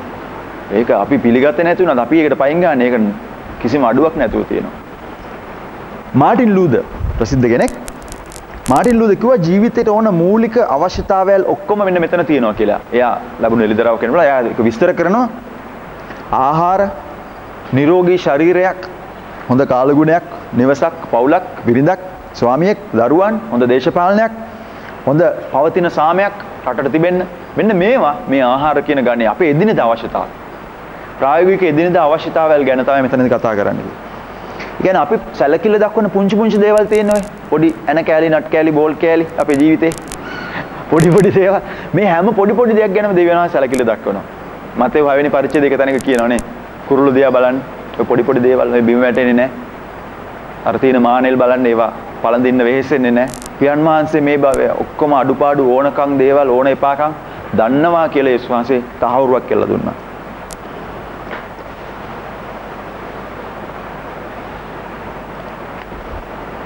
පුංචි ළමයෙක්ගේ හිතේ තියෙන දේවල් දැනගන්න දෙමව්පියෝ කැමති. ඒ විදිහටම ඇවිල්ලා දරුවා කියනවා නම් අපි කැමතින්නේ මම නම් කැමතියි. මගේ ළමයි මට ඇවිල්ලා එයාගේ හිතේ තියෙන ප්‍රශ්නේ ඒ විදිහටම කියනවා නම් මම කැමතියි. ඔක හංගන්න නැතුව 아무තු වචන නැතුව එයාගේ හිතේ තියෙන වේදනාව හරි සන්තෝෂය හරි ඒ විදිහට මෙලි දක්වන්නේ.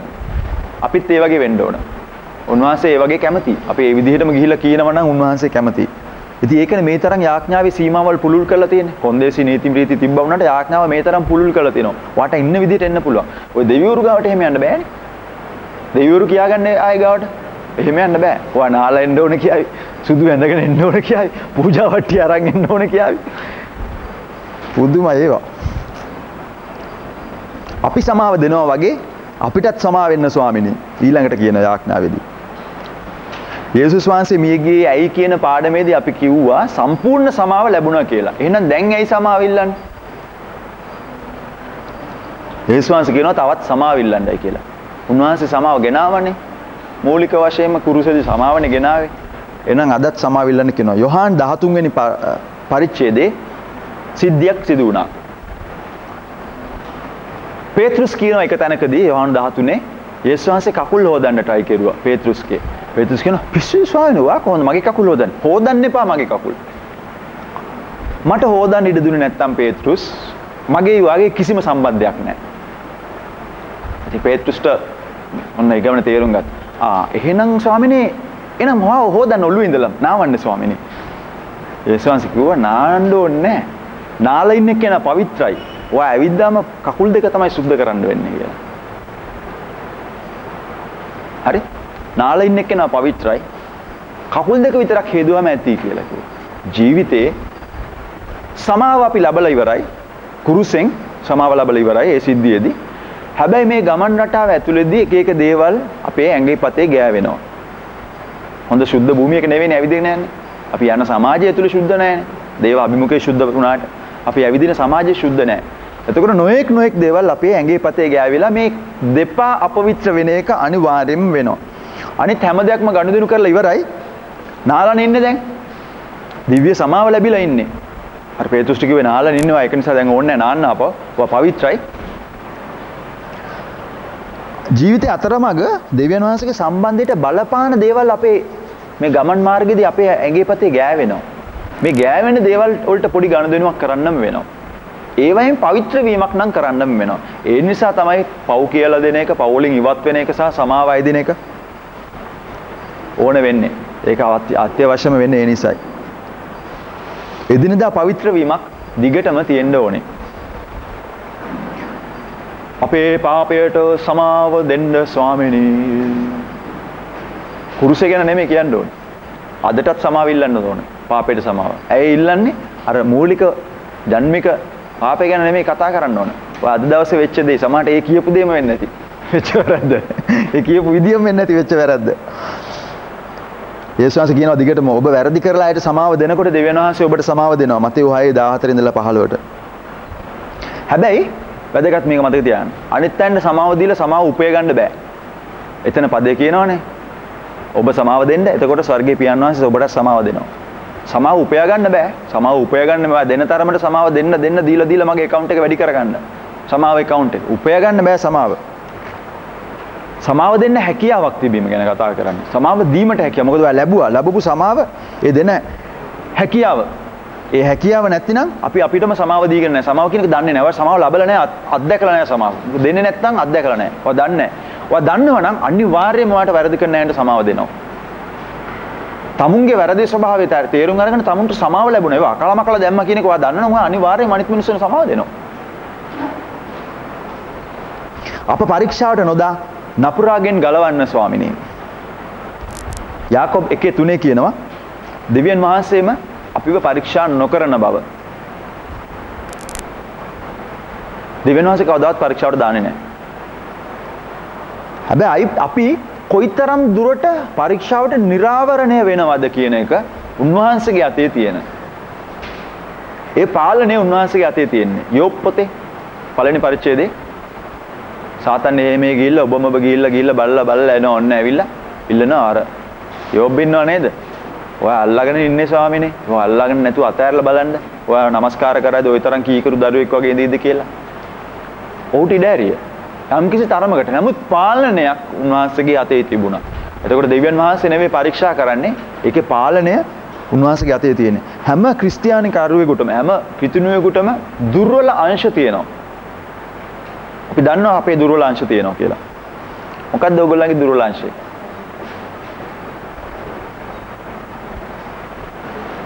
ඒතර මොකක්ද ඔබේ දුර්වල අංශය? දැන් නෑනේ ඉස්සෙල්ලා තිබිච්ච හේතුව. සමහරලාවට බයක් තියෙනවා. මමත්වයෙන් පිරිච්ච ගතියක්, ලෝභකම්. මම මේ ටිකක් කියාගෙන යන තරහ වෙන්න එපා මාත් එක්ක. කෑදරකම්. ආශාවල්. ඕපදූප.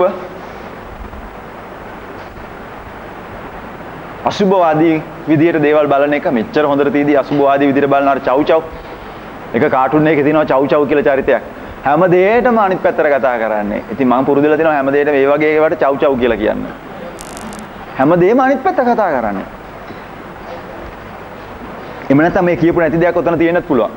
මොකක් හරි වෙන විදිය දුර්වලතාවයක් තියෙන්න පුළුවන් කෙනෙක් අතරේ. මේ ඔක්කොම මට කියන්න බැරි වුණා. හැබැයි වැඩේ තියෙන්නේ ඒ දන්න දේ ගැන ආරක්ෂාව පතා යාඥා කරන්න පුළුවන්. අප පරීක්ෂාවට නොපමුණුවා එයින් අපව ගලවාගත මැනව. ඒ කියන්නේ තමුන්ගේ தත්ත්වය දන්නවනේ.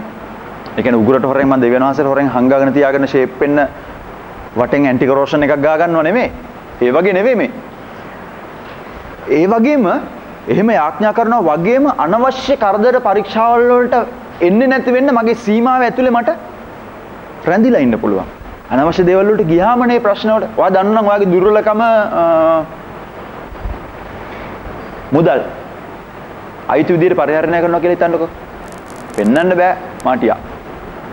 වැරදි විදිහට ගන්නවමයි. එහෙමනම් මම මේක දන්නවත් නම් අඳුනා ගන්නවත් නම් මම ඒ ගැන යාඥාත් කරනවා නම් ස්වාමීනි මේ වගේ තත්ත්වලින් නිදහස් කරන්න කියලා. ඔයා කැෂියර් කෙනෙක්ම නම් යාඥාව ප්ලස් යාඥාවත් එක්කම ඔයා කරන්න ඕනේ. ඒ සීමාව ඇතුලේ අනවශ්‍ය දෙයකට අතපය පොවන්නේ නැති සීමාවක් ඇතුලේ හැසිරෙන එක පවා කරන්න ඕන. ඒ දෙකම කරන්න පුළුවන්. එකක් විතරක් කරලා මදි. 5. අපි යාඥා කළ යුත්තේ මොන වගේ අවස්ථාවලදීද? පළවෙනි තෙසලෝනික 5:17 එපිස 6:18 ඒ වගේ තැන්වල කියනවා නිතරම යාඥා කරන්න. නිතරම යාඥා කරන්න. ඕනම තැනක පුළුවන්. ඒ වුණාට සමහරු මේ කියන එක හරියද මන්ද? යාඥා කාමරයක් හොයාගෙන ඉන්න යාඥා කරන්න. ඕනම තැනක යාඥා කරන්න කිව්වම සමහර අය ඒ වගේ විශේෂ ස්ථානයක් හොයාගෙන වෙනවා. යාඥා කාමරේ හොඳයි. නිස්කලංකව අනිත් දේවල් වලින් ඉවත් වෙලා තමුන්ගේ අවධානය විශේෂයෙන් යොමු කරලා අනිත් දේවල් වලින් බාහිර දේවල් වලින් ඉවත් වෙලා යාඥා කරන්න යාඥා කාමරේ හොඳයි. ඒක විශේෂව යාඥාවටම කියලා වෙන් කරලා තියෙන එක ලොකු ගෞරවයකට හේතු දෙයක්. යාඥාවට gedara වෙනම තැනක් වෙන් කරන එක වෙන්න පුළුවන්. සභාවේ ගොඩනැගිල්ල වෙනම කාමරයක් වෙන් කරන එක ඊටාම ගෞරවකට හේතු දෙයක්. දෙවියන් වහන්සේට ගෞරව කිරීමේ කොටසක්. හැබැයි වාගේ ආකල්පේ කොහෙද තියෙන්නේ? හෝල් එකට ඇවිල්ලා සමහරලාට සමහර අය අර මුකුත් නැති ස්ටේජ් එක පැත්තට හැරිලා එක එක දේවල් කරනවා අපි දැකලා තියෙනවා. මේ සතියේ මැද සමහරලාට ඒව වෙනවා. අපේ වගේ සභාවක සමහරලාට ඒව වෙනවා. සමහර අය එනවා. ඉඳලා එතෙන්ට ඇවිල්ලා ඒ පැත්තට හැරිලා බලාගෙන යාඥා කරනවා. හොඳයි. එයා හිතනවා ඇති මේ දෙවියන් වහන්සේගේ ඉදිරියට මම මූණ පාලා ඉඳගෙන මේ යාඥා කරනවා කියලා. ඒක හොඳයි. ඒකේ වරදක් නැහැ. නමුත් දේව වචනේ තුලින් ස්වාමීන් වහන්සේ උගන්වන්න හැදුව යාඥාව ඊට වැඩිය පුළුල් පරාස. ඊට වැඩිය විවෘතයි. ඊට වැඩිය ලෙහෙසි. ඊට වැඩිය යථාවාදී අපිට ඊටත් වැඩිය ප්‍රායෝගිකයි. ඊට වැඩිය උචිතයි. ඊට වැඩිය අදාළයි. ඊට පිළිපදින ලේසි. ඊට වැඩිය කාමරයක්ම ඕනේ නැහැ. ඕනම තැනක යාඥා කරනවා. කොහොමද යන්න උනා නම් එහෙම මඩුපල්ලි යනවා වගේ. විශේෂ තැන් වලට යන්නේ. නම කියන එක මම දන්නේ නැහැ කොහොම වුණා වේද කියලා. හැබැයි ඒ තැන් වලට යනවා වගේ යන්නම ඕන නම් යාඥා කරන්න අපි බොහොම අසරණ තත්වයකටපත් වෙනවනේ. අර හදිස්සි ඇක්සිඩන්ට් එකකට මුහුණ පාන ඩ්‍රයිවර් බ්‍රේක් ගහන ගමන් වම් කකුලෙන් කොහෙද බ්‍රේක් ගහන්නේ? දකුණු කකුලෙන් බ්‍රේක් ගහන ගමන් කරන යාඥාව කරන්න බෑනේ. එයා යන්න එපා වෙන තැනකට යාඥා කරන්න. මේ දෙවියන් වැඩ සිටින දේවල්වලට ගිහිල්ලා පූජාවක් ඔප්පු කරලා ඊට වැඩිය කොයිතරම් දෙවියන් වහන්සේ අපේ ජීවිතවලට සම්බන්ධ වෙනවද? අපේ ගනුදෙනු වලට කොයිතරම් සම්බන්ධ වෙනවද? උන්වහන්සේත් එක්ක කතා කිරීම ඊට වැඩිය කොයිතරම් සුවපහසුද? ඊට වැඩිය කොයිතරම් ලේසිද?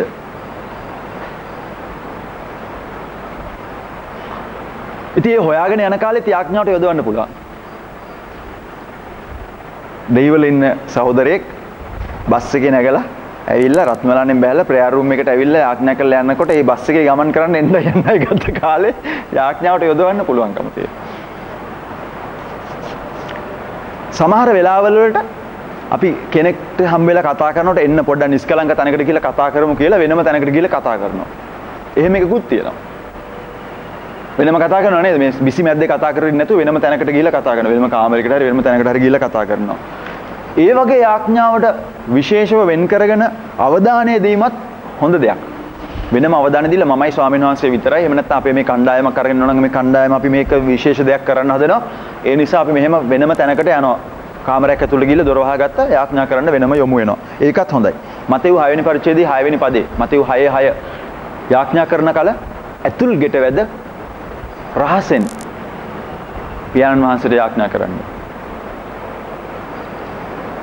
එහෙම කිව්වේ ඒ නිසයි. ඒ වුණාට යාඥා කාමරේ නිකන් ආගමික පුරුද්දක් වගේ. කාමරයක්ම හොයාගෙන යනකොට නිකන් ආගමික පුරුද්දක් වගේ. සම්බන්ධතාවයක් කියන එක ඒකට කොහොමද දාන්නේ කියලා මම දන්නේ නැහැ. සම්බන්ධතාවය තියෙනවා නම් කොතන ගිහලා යාඥා කරත් කමක් නැහැ. කුළුණක් උඩ හිටගෙන කුළුණක් උඩ බැලන්ස් කරගෙන යාඥා කරුවත් කමක් නැහැ. කොහේ හරි පල්ලෙහා කාමරයක කොහේ හරි හැංගවිලා කරුවලේ යාඥා කරත් කමක් නැහැ. මොනවා කරත් කමක් නැහැ. සම්බන්ධතාවයේ තියෙනවා නම් දෙවියන් වහන්සේට කියලා සම්බන්ධ වෙන එක තිබෙනවා නම් මුණ ගැහෙනවා නම් හැබැයි මුණ ගැහෙන තැන සැලකිල්ලෙන් සකස් කරන එක හොඳයි. කාමරයක් හැටියට වෙනම තැනක් හැටියට මේව කරලා සකස් කරන එක හොඳයි. එක දවසක් මම ගියා මේ රත්මලානේ බඩු හයර් කරන තැනකට ගියා. බඩු වගේක් ගන්න ගියාම එතන තියෙනවා පුටුවක්. ඒ පුටුවට සුදු රෙදි දාලා පා පුටුවක් තියලා සයිඩ් ස්ටූල් එකක් තියලා සුදු රෙදි දාලා විශේෂ එක්කෙනෙක්ගේ පැමිණීමට ඒක තැන වෙන් කරලා විෂන්ස් දර්ශන මොන හරි දෙන ඒ වගේ දෙයකට ඒ වගේ එයාගේ নমස්කාර ක්‍රමේ එතකොට පුටුවක් වෙනම තැනක් දාලා තියෙනවා. මට එපා වුණා ඒක දැක්කට පස්සේ. දෙවියන් වහන්සේත් එක්ක මුණ ගැහෙන තැන ගැන විශේෂ සැලකිල්ලක් ඔය දක්වන්න හොඳයි. ගඳ ගහන මඩුවක් අස්සට ගිහිල්ලා යාඥා කරනට වැඩිය හොඳයි. ලස්සන කතාවක් කිව්වා මෝසස්. අපි කතා කරා අපේ යාඥා කාලය කොහොමද සකස් කරගන්නේ කියලා. මෝසස්ගෙන් ඇහුවා මේ අපේ මෝසස්ගෙන්. අර මම නික්මයාමේ මෝසස්ගෙන් නෙවෙයි අපේ මෝසස්ගෙන් ඇහුවා. එයා කිව්වා මම ගෙදර ගිහිල්ලා කවදාවත් ගෙදර ගියම යාඥා කරන්න පටන් ගන්න නෑලු. කඩි මුඩිය යාඥා කරන්නේ නෑලු. මම ගිහිල්ලා තේ බොනවා නම් ඔක්කොම කරලා නිදියනවා නම් පොඩ්ඩක් නිදිය ගන්න නැගිටලා වෙහෙස නැති කරගන්නවා. වෙහෙස නැති කරගෙන මම ඇඟපත හොදාගෙන අක්කු නානන මොන හරි කරලා පිරිසිදු වෙලා ෆ්‍රෙෂ් වෙලා ඇවිල්ලා තමයි මම යාඥා කරන්න ඉඳ ගන්න කියලා කිව්වා. වෙන දෙයකින් මම කරදර වෙන්නේ නැහැ. මම ලෑස්තිලා ඉල. එයා ඒක පුරුද්දක් හැටියටම දිගටම කරනවා කියලා කිව්වා. ඒක විශේෂ දෙයක්. ඒක හොඳයි. ඉතින් ඔයා ඉඳ ගන්න තැන යාඥාවට සුදු රෙද්දක් දාන්න එපා. හැබැයි වෙනම සූදානම් කරගත්ත තැනක ගිහිල්ලා යාඥා කරනවා නම් ඒක හොඳයි. යේසුස් වහන්සේත් වෙනම ගිහිල්ලා යාඥා කෙරුවා. මාර්ක් 1:35. ඒ සැලකිලිමත්කමක් තියෙන නිසා නැත්නම් යේසුස් වහන්සේට හිටපු ගණම ඉඳගෙන මේ යාඥා කරන්න තිබුණානේ. ඉන්න ඕනම අවස්ථාවකදී යාඥා කරන්න පුළුවන් නිසා යේසුස් වහන්සේටත් පුළුවන්කම තියෙන තිබුණා යාඥා කරන්න. නමුත් වෙනම තැනකට ගිහිල්ලා යේසුස් වහන්සේ දවසක් යාඥා කෙරුවා. දවසේ හොඳම වෙලාව තමුන් තීරණය කරගන්න. කෙනෙක් කියාවේ මට උදේ තමයි හොඳ. තව කෙනෙක් කියාවේ මට රැයට තමයි හොඳ. තව කෙනෙක් කියාවේ මගේ වැඩපිළිවෙල දවල්ට තමයි හොඳ කියලා. ඒක ඕගොල්ලන්ට අයිති දෙයක්. සම්බන්ධතාවය පවත්වා ගන්න නඩත්තු කරගන්න හොඳ වෙලාව ඕගොල්ලෝ තෝරගන්න. ක්‍රියා 12 කියනවා පුද්ගලික යාඥාව වගේම සාමූහික යාඥාවක් ගැන. ක්‍රියා 12 ඉඳලා 15 වෙනි පදයට දැක්කොත් මේ සාමූහික යාඥාවේ ප්‍රතිඵල දකින්න පුළුවන්. සභාව එකතු වෙලා යාඥා කරපු වෙලාවකදී ලොකු දේවල් සිදු වුණ හැටි. යේසුස් වහන්සේ කිව්වා දෙන්නෙක් හරි තුන් දෙනෙක් හරි ඉන්නගෙන යාඥා කරන තැනත් මම ඉන්නවා කියලා. පුද්ගලික යාඥාව ගැන කතා කරුවා. ස්වර්ගයේ වසන අපේ පියාණනි පෞද්ගලික වශයෙන් අදහිලිවන්තයා දෙවියන් වහන්සේත් එක්ක සම්බන්ධ වීම තමයි යාඥාව කියන එක තමයි උන්වහන්සේ කතා කරුවේ. ඒ මැද්දම උන්වහන්සේ කතා කරුවා දෙන්නෙක් හරි තුන් දෙනෙක් හරි ඉන්න තැනක් ගැනත්. සාමූහික වශයෙන් එකතු වෙලා යාඥා කිරීම ගැන පවා කතා කරුවා. ක්‍රිස්තියානිකමේ මැද්දේ තියෙන්නේ සම්බන්ධතාවයක් නිසා යාඥාව කිරීම, ඒ කියන්නේ කතා කිරීම, මේ දෙවියන් වහන්සේ එක්ක හුවමාරු කරගැනීම, වචන, අදහස්, හැඟීම් හුවමාරු කරගැනීම, කතා කිරීමට අද්විතීය තැනක් හිමි වෙනවා. යාඥා කිරීමට කිසිම දෙයකට අඩුවක් නැති ප්‍රමුඛ ස්ථානයක් ක්‍රිස්තියානි ජීවිතයේ අයිති වෙනවා. සම්බන්ධතාවයක් මැද්දේ තියෙන දෙයක් නිසා. ක්‍රිස්තියානිකම කියන්නේ සම්බන්ධතාවය මැදි කරගත්ත දෙයක්. දෙවියන් වහන්සේගේ සම්බන්ධය මැදි කරගත්ත දෙයක් නිසා. ඒතර යාඥා කරනවා කියන මේ වචනේ නොතිබුණා නම් මේක අපි මීට වඩා පහසුවෙන් කරාවිද මම දන්නේ නැහැ. අපි කතා කරනවානේ. දෙවියන් වහන්සේට කතා කරනවා. කොහෙද යන්නේ? යාඥා කරනවා කියලා නොකියන එක අපේ ව්‍යවහාරයේ නොතිබුණා නම් කොහෙද යන්නේ? මම දෙවියන් වහන්සේට කතා කරන්න යනවා. එහෙම කිව්වනම් හරිම මේ අපේ ජීවිතේ තියෙන දෙයක් වෙවි නේ. කණ්ඩායම රැස් වෙනවා. මොකටද? දෙවියන් වහන්සේත් එක්ක කතා කරන්න. අපි යාඥා කරන්න රැස් වෙනවා කිව්වහම හරි අමුතු දෙයකට ලෑස්ති වෙනවා වගේ. හැබැයි හොඳයි. ස්වාමීන් වහන්සේට කතා කරනවා කියලා කියන්නේ විශේෂ දෙයක් නිසා ඒකට විශේෂ නමක් තියෙන එක හොඳයි. ඒකටම කැප කරපු නමක්. මම කිව්වා වගේ මම ඔයාලට යාඥා කරන්නේ නැහැ. අපි මම ඔයාලට කතා කරනවා දෙවියන් වහන්සේට යාඥා කරනවා. එකම දේ මම ඔයාලට කතා කරන එකම තමයි කරන්නේත් මෙතෙන්ටත්. හැබැයි ස්වාමීන් වහන්සේට මම යාඥා කරනවා කියලා කියනවා. ඒක හොඳයි. ඒකට විශේෂ ගෞරවාර්ථ පදයක් දුන්නේ ඒක හොඳයි. හැබැයි ගෞරවයේ පදයට දෙන්න ක්‍රියාව මිස් කර ගන්නවා නම් තේරුමක් නැහැ. කතා කරන එක කරන්නේ නැතුව යාඥාවට අමුතුම අద్భుත දෙයක් ආරූඪ කරනවා නම් එහෙනම් ඒක ප්‍රතිඵලයක් නැහැ. කියමනක් තියෙනවා සාතන් hina වෙනවලු අපේ වචනවලට. ඔච්චම් කරනවලු අපේ අමාරුකම් වලට. හැබැයි වෙවුලනවලු අපි යාඥා කරන වෙලාවට.